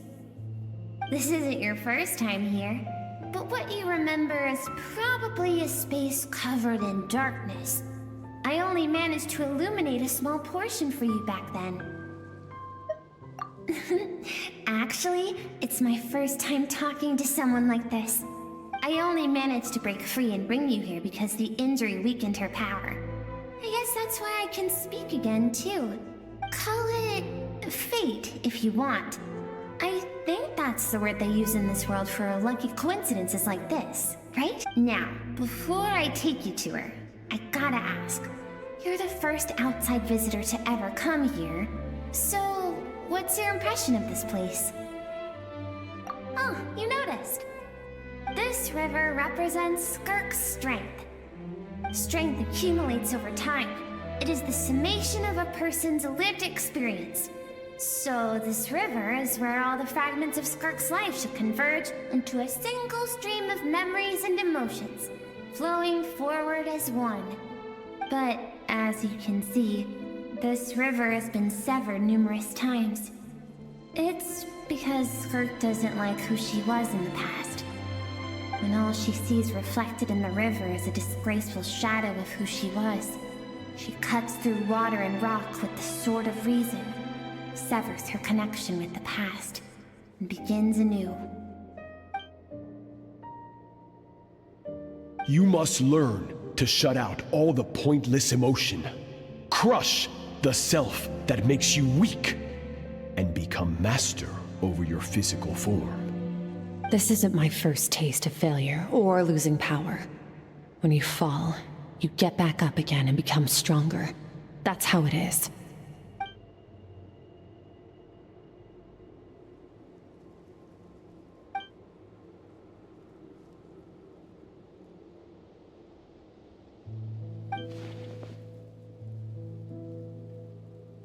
The answer to one mystery invites another question, I see. Let's follow the river upstream. There among the cliffs, among the memories etched into her heart, lies the truth of it all. Soon, you'll understand everything.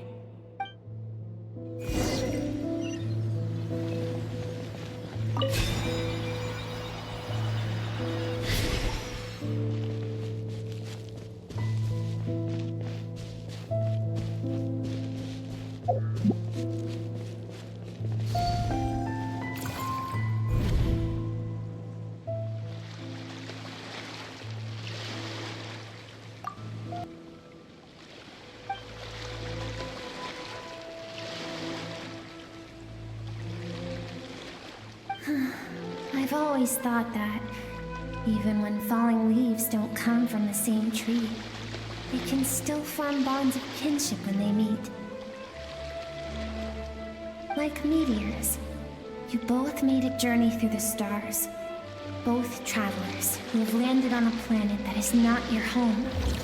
Yet, when she first noticed your presence, although she hesitated for a moment, she still chose to walk away, indifferent as ever.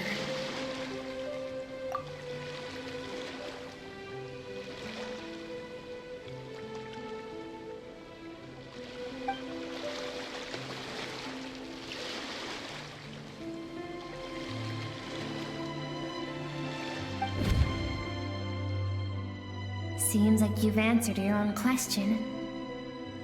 Skirk sees herself as a trespasser in this world. She's made a conscious choice to avoid altering its path. But the reason for that decision stems from events much earlier on in her life. Let's keep going. It's still a long way to the source of the river.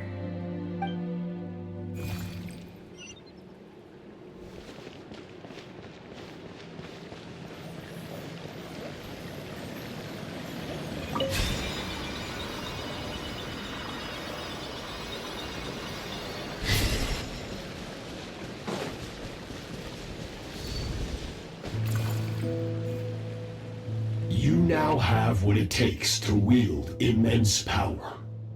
From this day forth, I shall teach you no more. No one can become a worthy warrior through imitation alone. I have given you fangs and claws. Now, you must learn to hunt. You wish me to travel the world beyond on my own, Master? Indeed. Make new friends. Embark on your own journey. And piece together a new future from the shattered remnants of your past. We will still have contact through the Abyss. But know this. One day, I will take the life you worked so hard to rebuild and reduce it to ashes. Just like the fire that haunts your mind.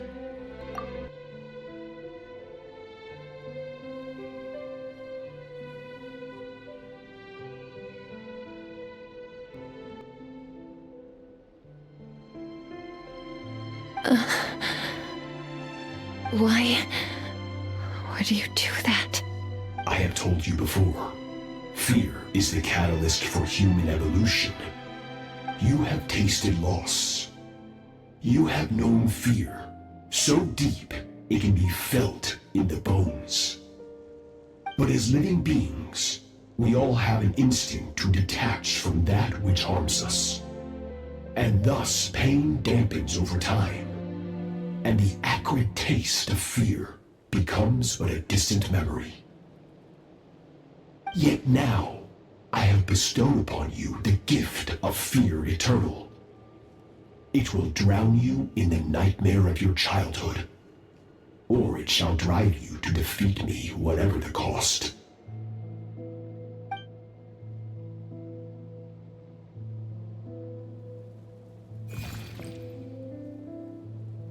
That is what Skirk's master, the foul Sertologi, looked like at one point in time. Of course, as a higher being, physical form is a triviality to him. He could appear as a beast, a human, or even a monster that defies description. The form you see him in here, clad in abyssal armor, is the one he usually wears when traveling through the stars.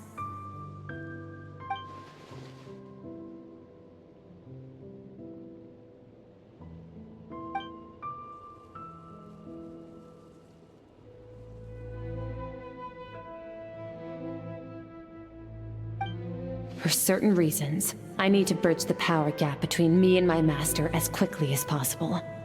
But first, I need to understand the source of his strength. To do that, I need to follow in his footsteps, walk the path he once walked, and somewhere along the way, I'll find out how to defeat him. That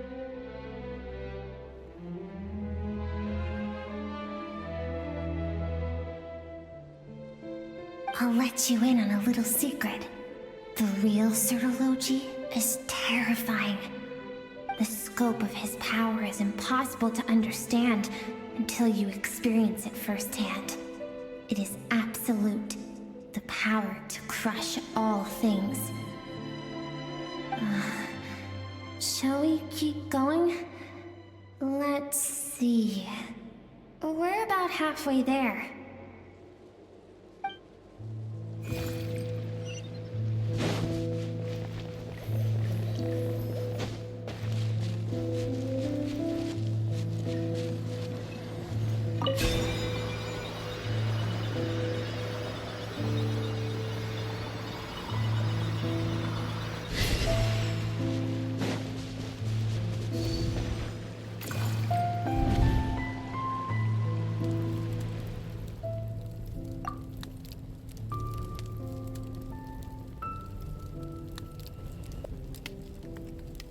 We've made it quite a ways already.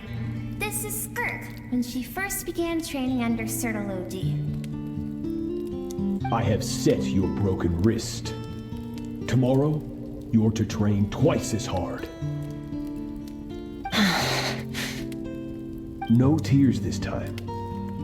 Good. Attempting to garner sympathy through tears is a habit of the weak. A pitiful, useless ploy.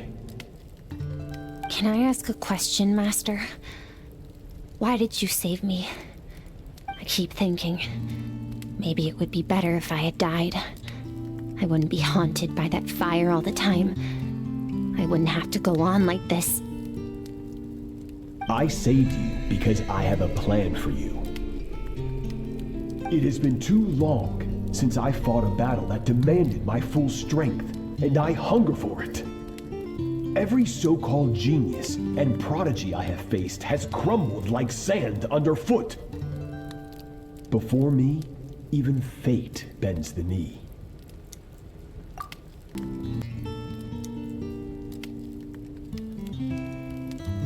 So, I will teach you everything I know. Train you by whatever means necessary, in the hope that one day, you might surprise me. But I don't want to draw my sword against you, Master. What you want matters little. Among the boundless sea of stars, the cries of the weak are but faint murmurs that disappear into the void. You of all people know that well. Yes, Master. From that day forward, all she knew was grueling training, emptiness, and fatigue. After some time, her talent bloomed, and she gained control over her emotions, like her master. How should I put it? It was not that human emotion disappeared from her heart, but that reason came to dictate all she was allowed to feel.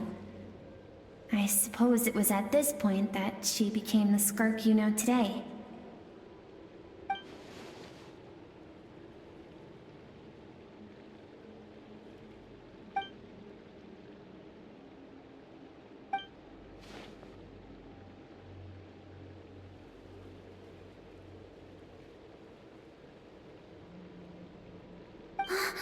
We're nearly there.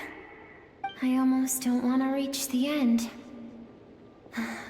Well, shall we? This is the final stretch.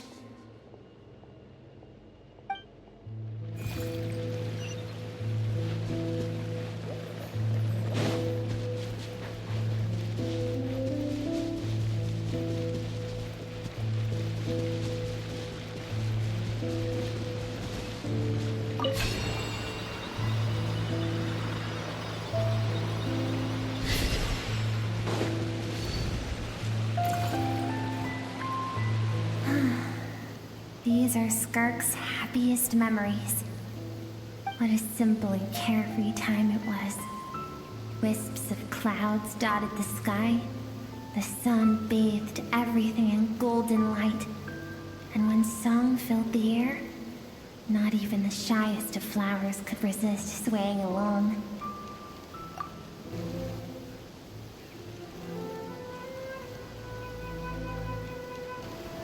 This is Skirk's homeland.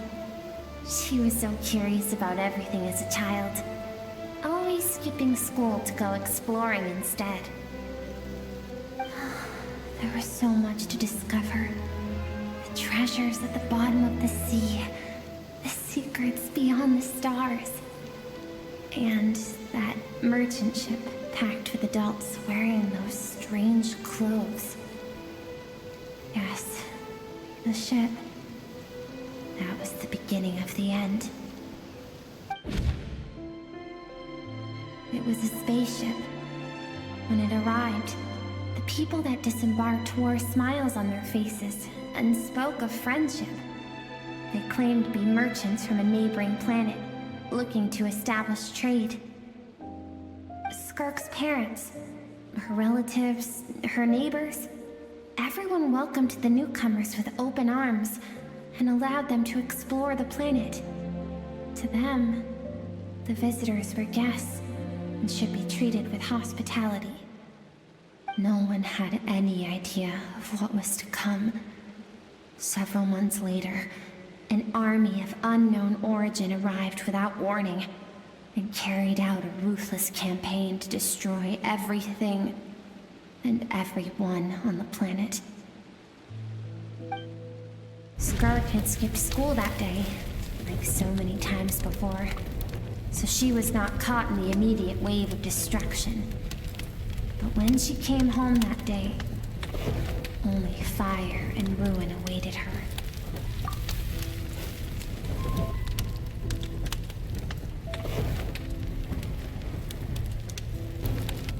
Countless people cried out to her for help. People she knew and loved. Friends and relatives. The little girl who lived next door. The shop owner with the bad leg.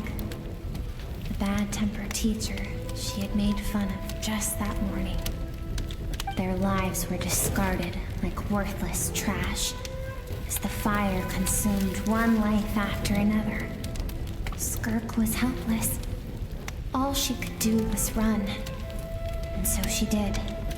She kept running until an unexpected figure crossed her path. If Sertology hadn't been there in that moment, the fire would have claimed her life too. And there she would have remained, left to rot in the scorched earth, with no answer as to why any of this was happening. Because she and her people were seen as a threat. As the initial merchant ship explored the planet, they discovered that it hadn't always had the condition to support life. Yet there was evidence of human activity, even during the periods of extreme heat or cold in the past. Further research revealed that, over time, the people of this planet had evolved the ability to adapt to any type of environment or energy source. For that reason, the outsiders viewed them as a potential threat and decided to eliminate them before the threat could rear its head. And so, the army was called, and the so-called danger was wiped from the face of the planet. Senseless, isn't it? Deemed a threat because of a gift they didn't even know they had. Perhaps it was their own innocence and kindness that doomed them. But in the end, that was lost to the blaze as well. If those with power get to decide good and evil, then all you can trust in is the sword in your hand. And so, before death could claim her, she ran. She ran and never stopped. No one wants to relive their most painful moments. Well, that brings us to the end of the story. This is as far as we can go. Skirk is waiting over there. For both of us.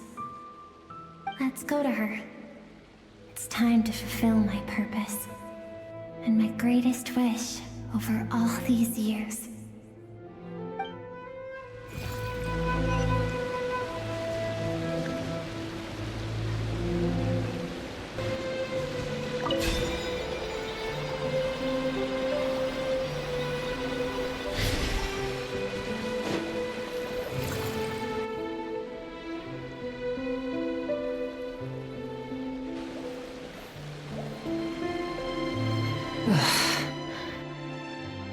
So all this, just so you could bring him here.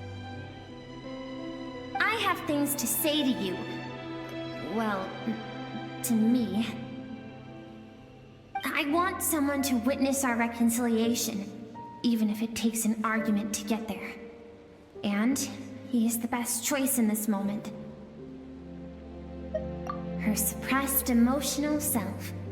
The version of herself she keeps locked in the recesses of her mind, stifled by reason. All those rejected impulses, those discarded aspects of your past selves, they are a part of me now. I am who you used to be. Someone you have refused to face for too long. So, I came to face you instead. You're wrong. I've faced you all along. And that's exactly why I keep you locked here. Your existence makes me weak. Moments of joy and longing are when we are most vulnerable. Don't forget, it was a penchant for goodness over reason that doomed our homeland in the first place. The vastness of the universe renders everything insignificant. Our feelings most of all. Even so, learning from the mistakes of the past doesn't have to mean erasing everything. Strip yourself of your so-called weaknesses, emotions like kindness and empathy, and what makes you any different from the ruthless soldiers who slaughtered our people? The difference is that I'm doing what is right, what is necessary. I allow you to exist, but with limited freedom. That is the greatest kindness I can offer. I have shouldered everything you couldn't carry. I rose above the numbness and emptiness, and it was cold, unfeeling reason that brought me this far. It made me who I am. It made me strong. That is the problem. I want to shoulder those things together. On the grand scale of the entire universe, maybe our feelings are vanishingly small, but why should that mean they don't matter? Emotion gives warmth to the cold expanse of space. It gives meaning to the world around us. Think back to those nights of gazing at the stars, those afternoons of exploring the unknown. Think back, and let them grant you peace. A brief respite from the pressure you put on yourself.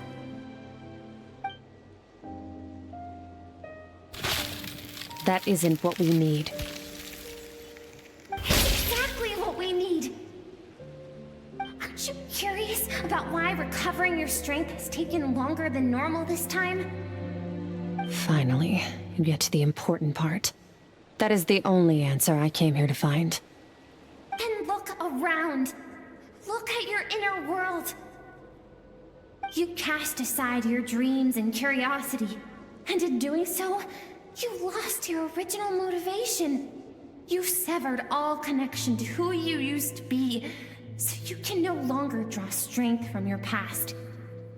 Now, the only things driving you forward are fear and survivor's guilt. But these cannot take you far enough. And so, this river, the source of your strength, grows more polluted by the day. And you think that means I should seek help from a weak little thing like you? Your emotional self isn't weak. The fact that she transcended time and broke free from her constraints to come and face you, that proves it. Thank you for saying that. I knew bringing you here would be the right choice. To be honest, I'm not here to argue with you. This isn't about who's right or wrong.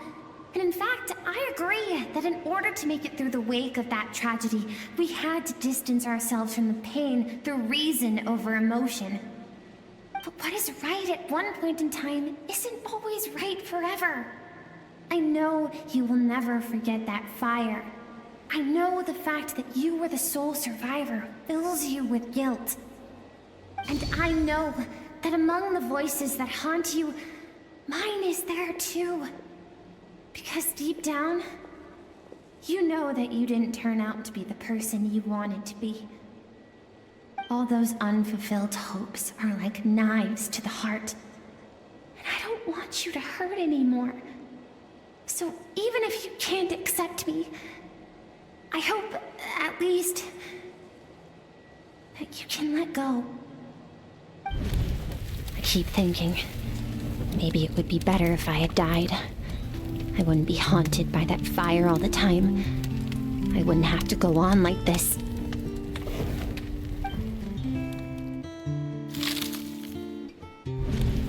Your dad and I, we're not afraid to stare death in the face, but We need you to survive.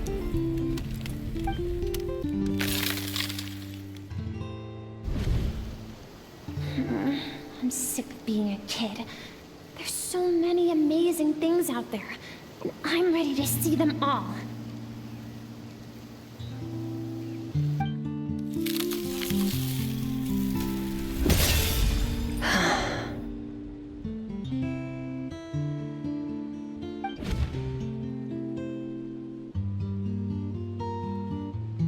I remember.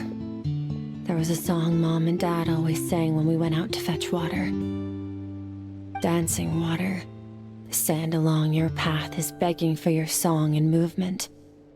Will you carry this burden with you on your journey? I am not the dancing water, and you are not the burdensome sand. But if this is your wish, then I will carry you with me until the end.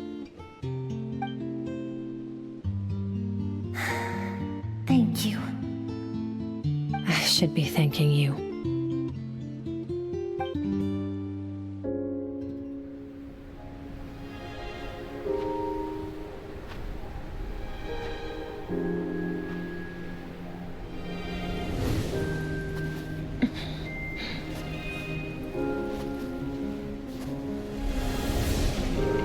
Run, Skirk, run! Remember, leave no one alive! Heed my words, Skirk. Let fear take root in your soul.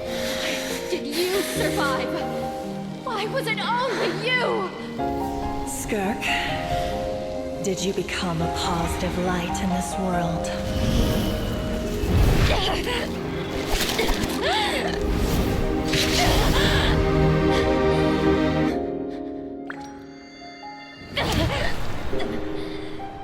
Hey, this doesn't have to be the end.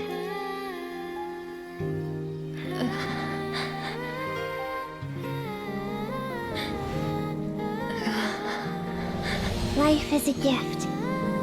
Don't let darkness claim it.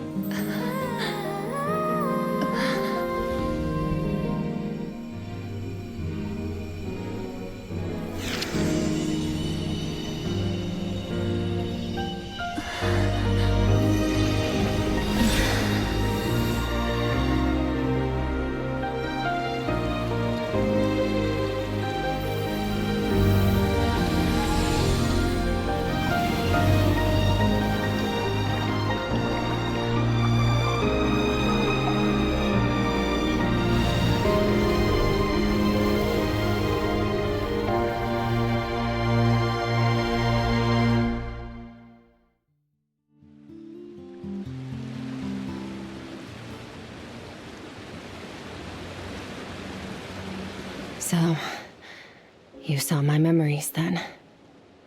I once asked my master if survival of the strongest was the law of the universe. He said no, but in a world without order, those with no moral boundaries tend to be the ones who survive. That's why, after hearing his answer, an idea came to mind. An idea that, one day, I would create a new world order. One in which there would never be another tragedy like that fire. One in which power was not the law of the land. But that means I must defeat him. Because my master, Surtologi, is, at the core, a defier of all rules and order. Yes, and not just because of the gap in our abilities, but also because I have no reason to see him as an enemy. Although his decision to train me was not made out of kindness, he did everything a master should. He saved my life, taught me the sword and the principles of strength. And for that, I respect him.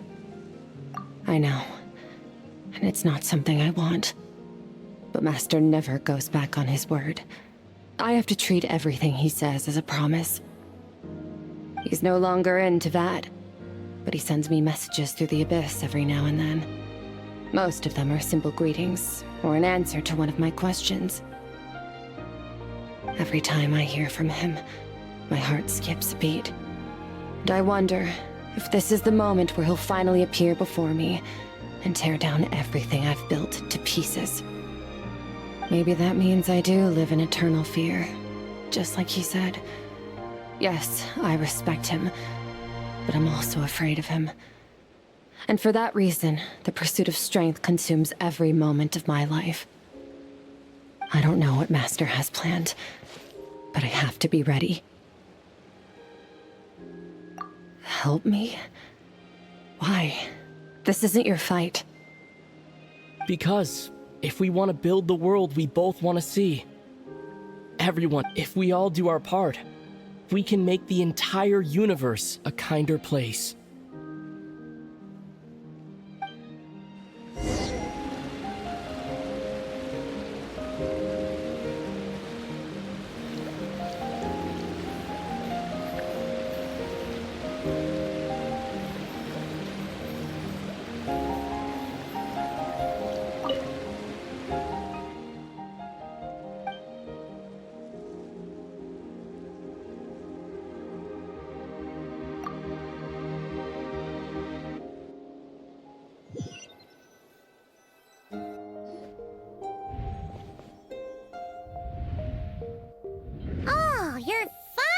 Awake!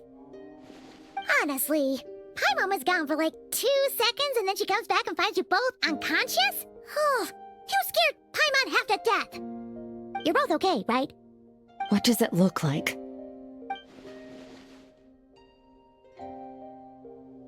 Only water from the source can cleanse the rot and filth that flows from the past into the future. I taught you to incorporate the experiences from your journey into how you fight.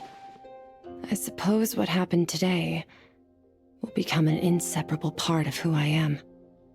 Okay, so Paimon feels like she's missing some important context. But whatever. Paimon brought back tons of delicious snacks! Let's dig in!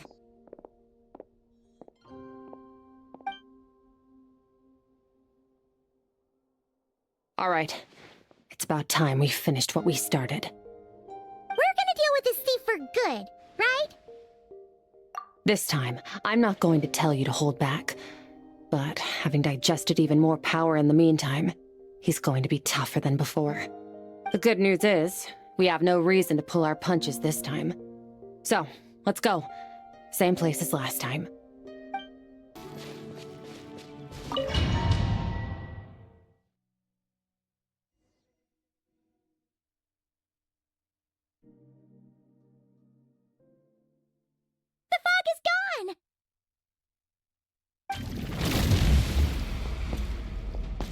Wait, isn't that the form the all-devouring narwhal changed into? How come he knows that, too? Really? So, you're telling Paimon that giant whale and this guy can both turn into the fowl? How does that work? It's a subconscious instinct. Any intelligent being who longs for his level of strength is bound to mimic his appearance. It's a natural response after encountering someone as powerful as Master. To them, he represents ultimate power. We know the person before us has encountered Master, and we know he stole a portion of my power. So it's not surprising that he would assume this form. Okay. Oh, the closer Paimon looks, the more intimidating it gets. Nervalette isn't here this time, so it's up to us. He won't have the nerve to steal again after we're done with him. Let's teach this guy a lesson.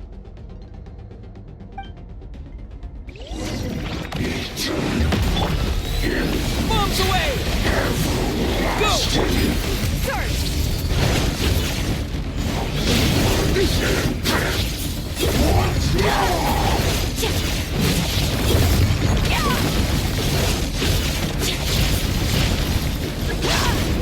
Haven't forgotten your training, I hope.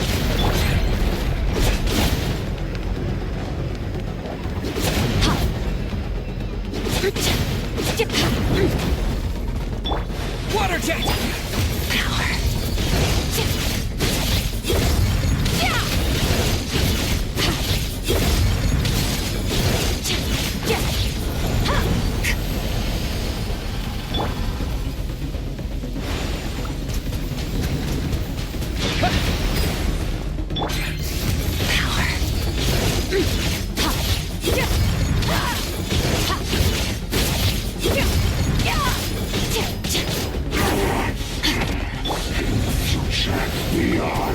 this world.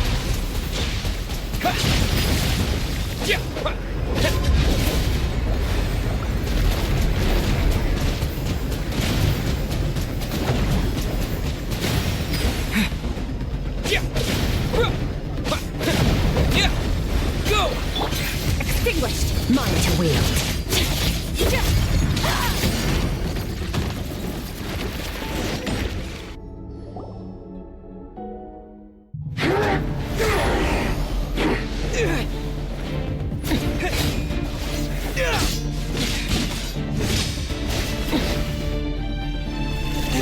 Not this again! Watch out!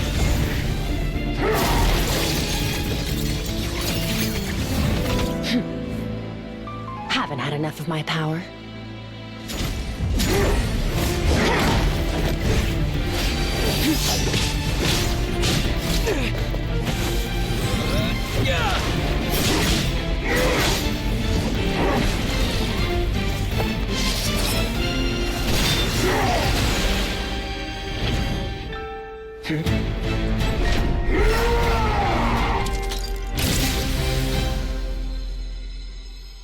Well then, let's see how much more of this power you can handle.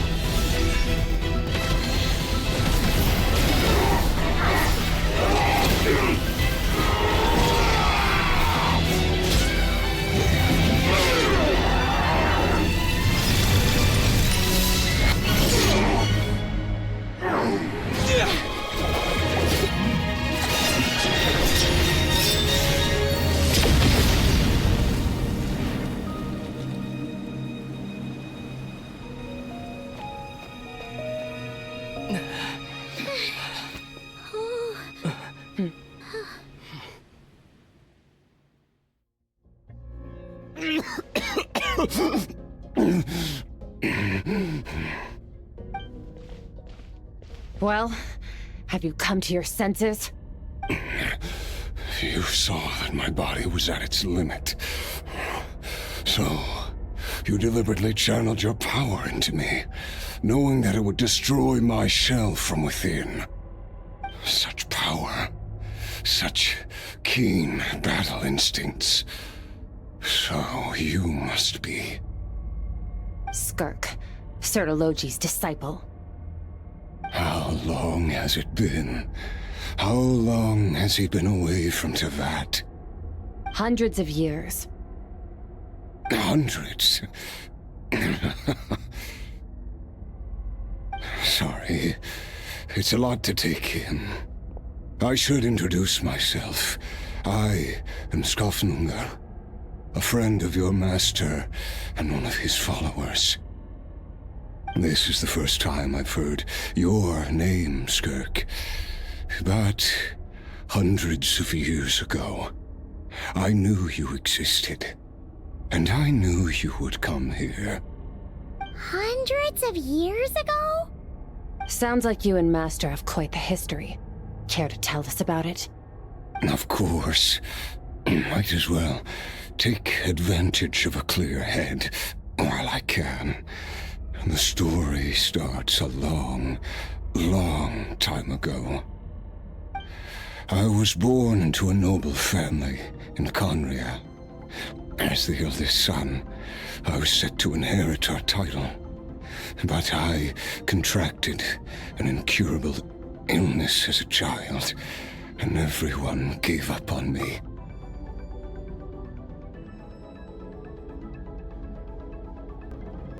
I trained the sword harder than anyone else, defeated all of my peers. But it was all in vain. When other people looked at me, all I saw in their eyes was pity or a strange glee in my misfortune. Even my parents were just waiting for me to die. Over time, my heart hardened, and I became aimless. That was the point where I met your master, Sertologi. We were similar in age, but different in background. He was born in prison, the son of criminals who had been sentenced to death. He spent his childhood wandering the streets, facing more criticism than the literary works in the Universitas Magistrorum. Yet, he always wore a smile on his face, as if kindness and malice were one and the same, and he could not see the difference. I still remember what he said to me when we first met. You need to fight to survive. Even if it's a losing battle, it should light a fire under you. How can you sit back like this and go down without a fight? That does sound like something he would say.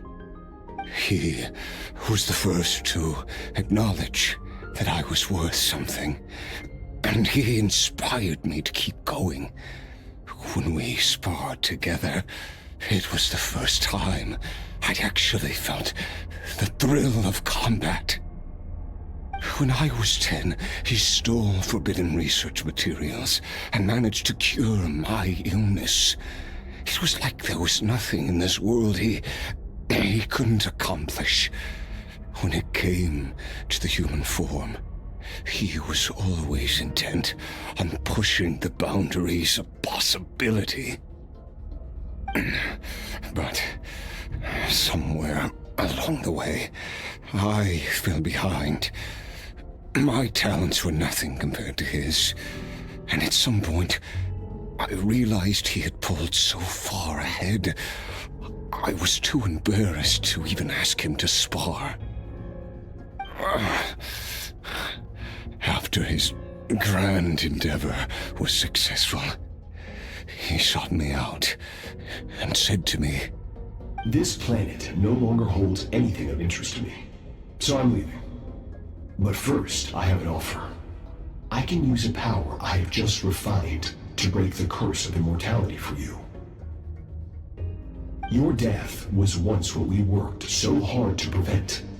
But the immortality you now face is a different kind of pain altogether."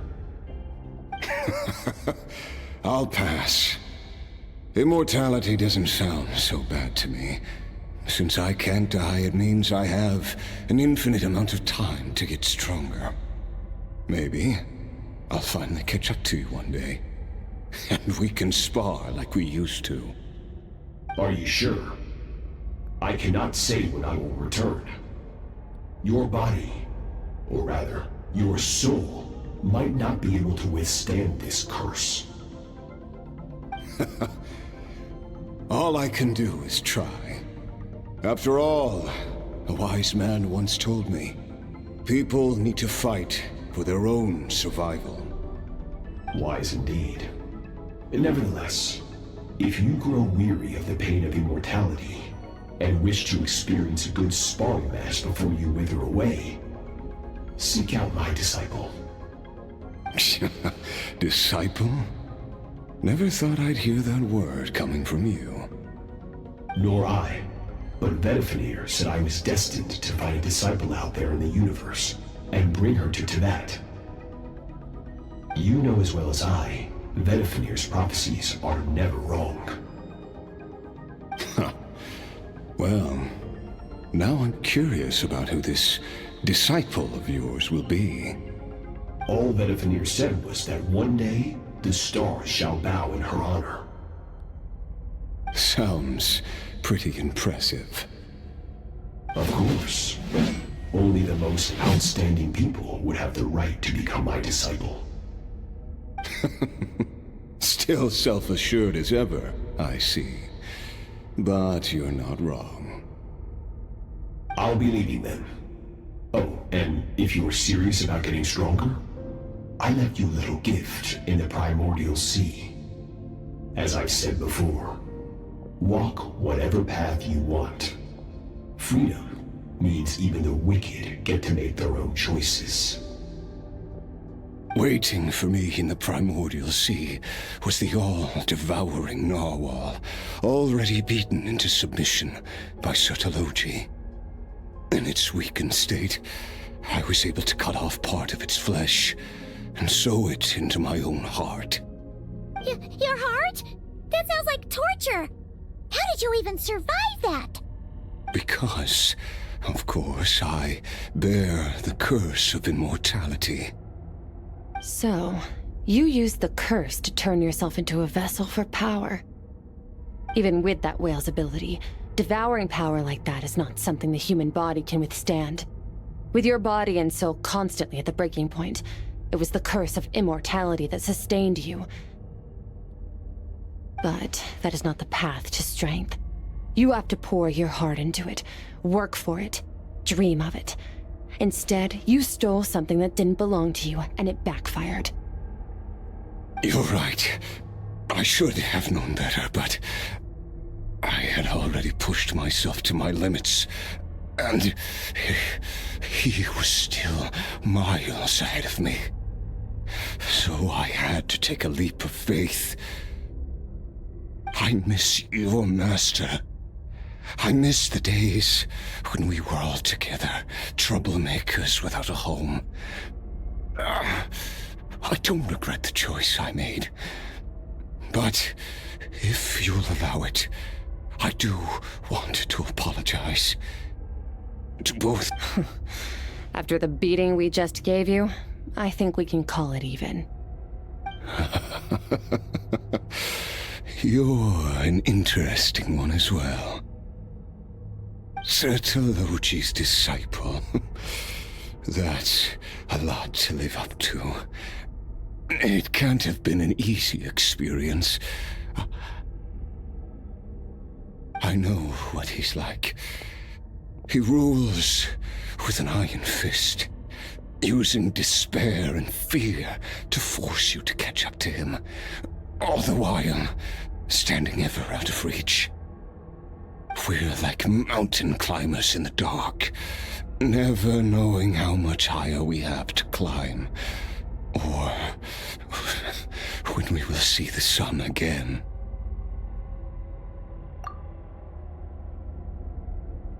True, but I made up my mind long ago.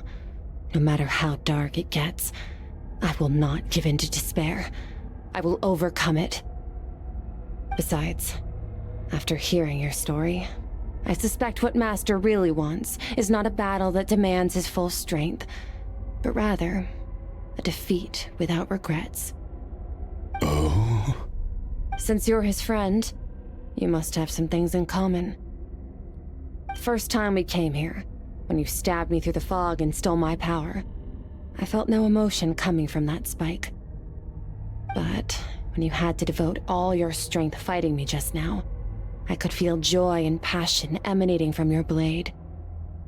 It was the joy of a researcher discovering the truth of the world, the joy of an artist uncovering a temple of wonders. Interesting. I'm certain I didn't express those emotions outright, yet you were able to read them from my blade, like a glimpse into my inner world. You're right. That battle brought me an unbridled sense of joy, and my defeat brings me no regret whatsoever. Exactly. I think Master also craves a battle like that. One where his opponent forces him to use all his strength, unlock the extent of his potential, and transcend his own limits. A battle to end all battles. After which, all can come to an end, including, perhaps, his life. For that very reason, good and evil are meaningless to him. He has one purpose, one goal: to complete himself. It's one of the secrets to his strength. Perhaps you're right. Perhaps that is his goal. What a battle that would be. Oh, to witness such a... Are you okay? Too many different kinds of power are surging through my body. The curse of immortality allows it all to coexist, but it does not remove the pain. I won't be able to hold on to my sanity for much longer. What a shame. I would have loved to witness that battle. Sertologi once offered to free me from this curse. Now, I must ask that of you, Skirk. Can you release me from the pain? I can, but not through death, if that's what you were hoping for. It's not a suitable punishment for your crime. As an alternative, I can take your consciousness, along with all the power you've consumed, and smash it to pieces. The impurities will dissipate, and under the curse of immortality, your mind and body will regenerate. When that process is complete, you will be back to who you were before, no longer tortured by powers you can't control. But it will be a time-consuming and painful process. The decision is yours to make. I accept. And who knows? Perhaps I'll wake up in time to witness your great battle with Sertologi. I have faith that you'll be able to stand against him one day. Though I know it'll be a long and arduous road. If we are climbers in the dark, it appears the dawn has finally broken for me. But your ascent continues. At least, it looks like you are not alone on your journey. I will reach the top of this mountain, no matter what it takes. And you, Skofnungur, will be my witness at the end of all things. That's finally over. Let's get out of here. Huh! At least we don't have to make a mad dash for the exit like last time.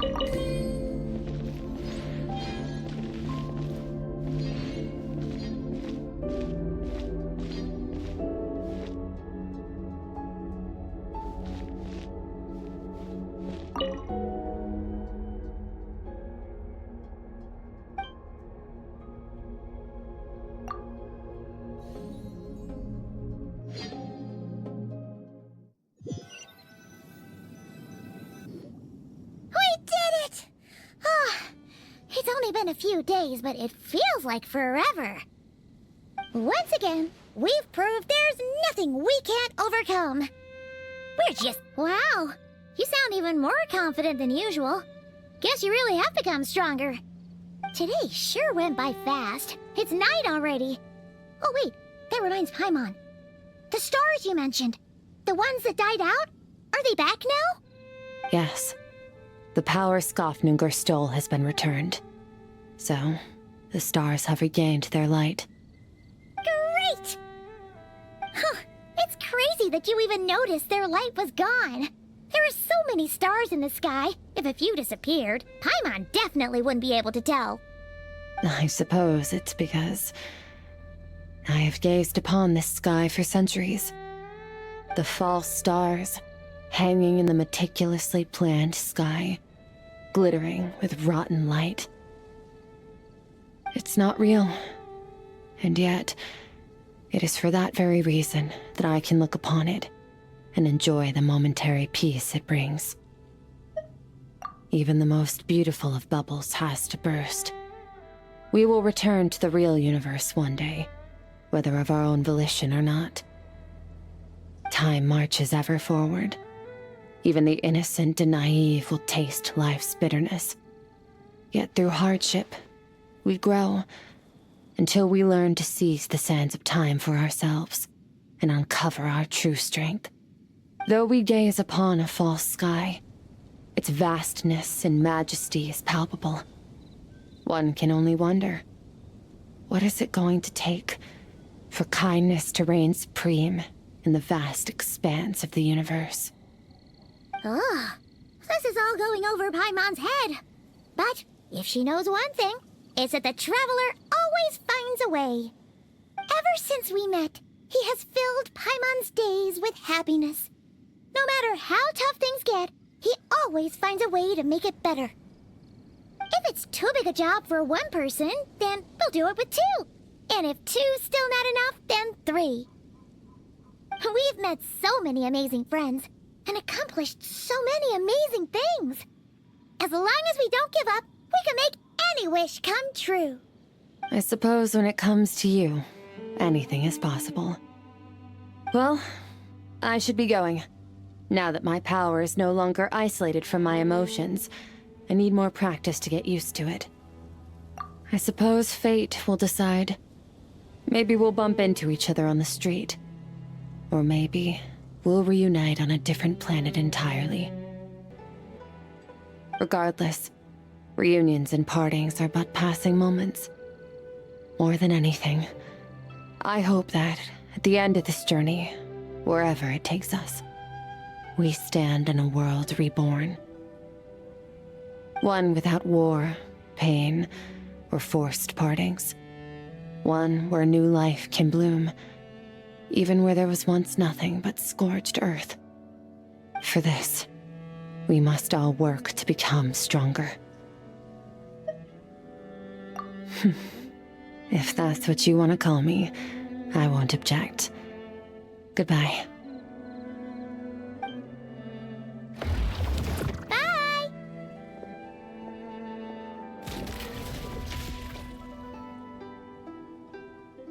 Is it just Paimon, or is she being nicer than before? We definitely count as friends after all that, don't you think? Hey, what do you think about camping here tonight? There's nothing quite like sleeping under the stars. Come tomorrow, we can continue our journey. Oh, and since Paimon treated you to that super nice meal at Wanmin Restaurant, it's about time you returned the favor.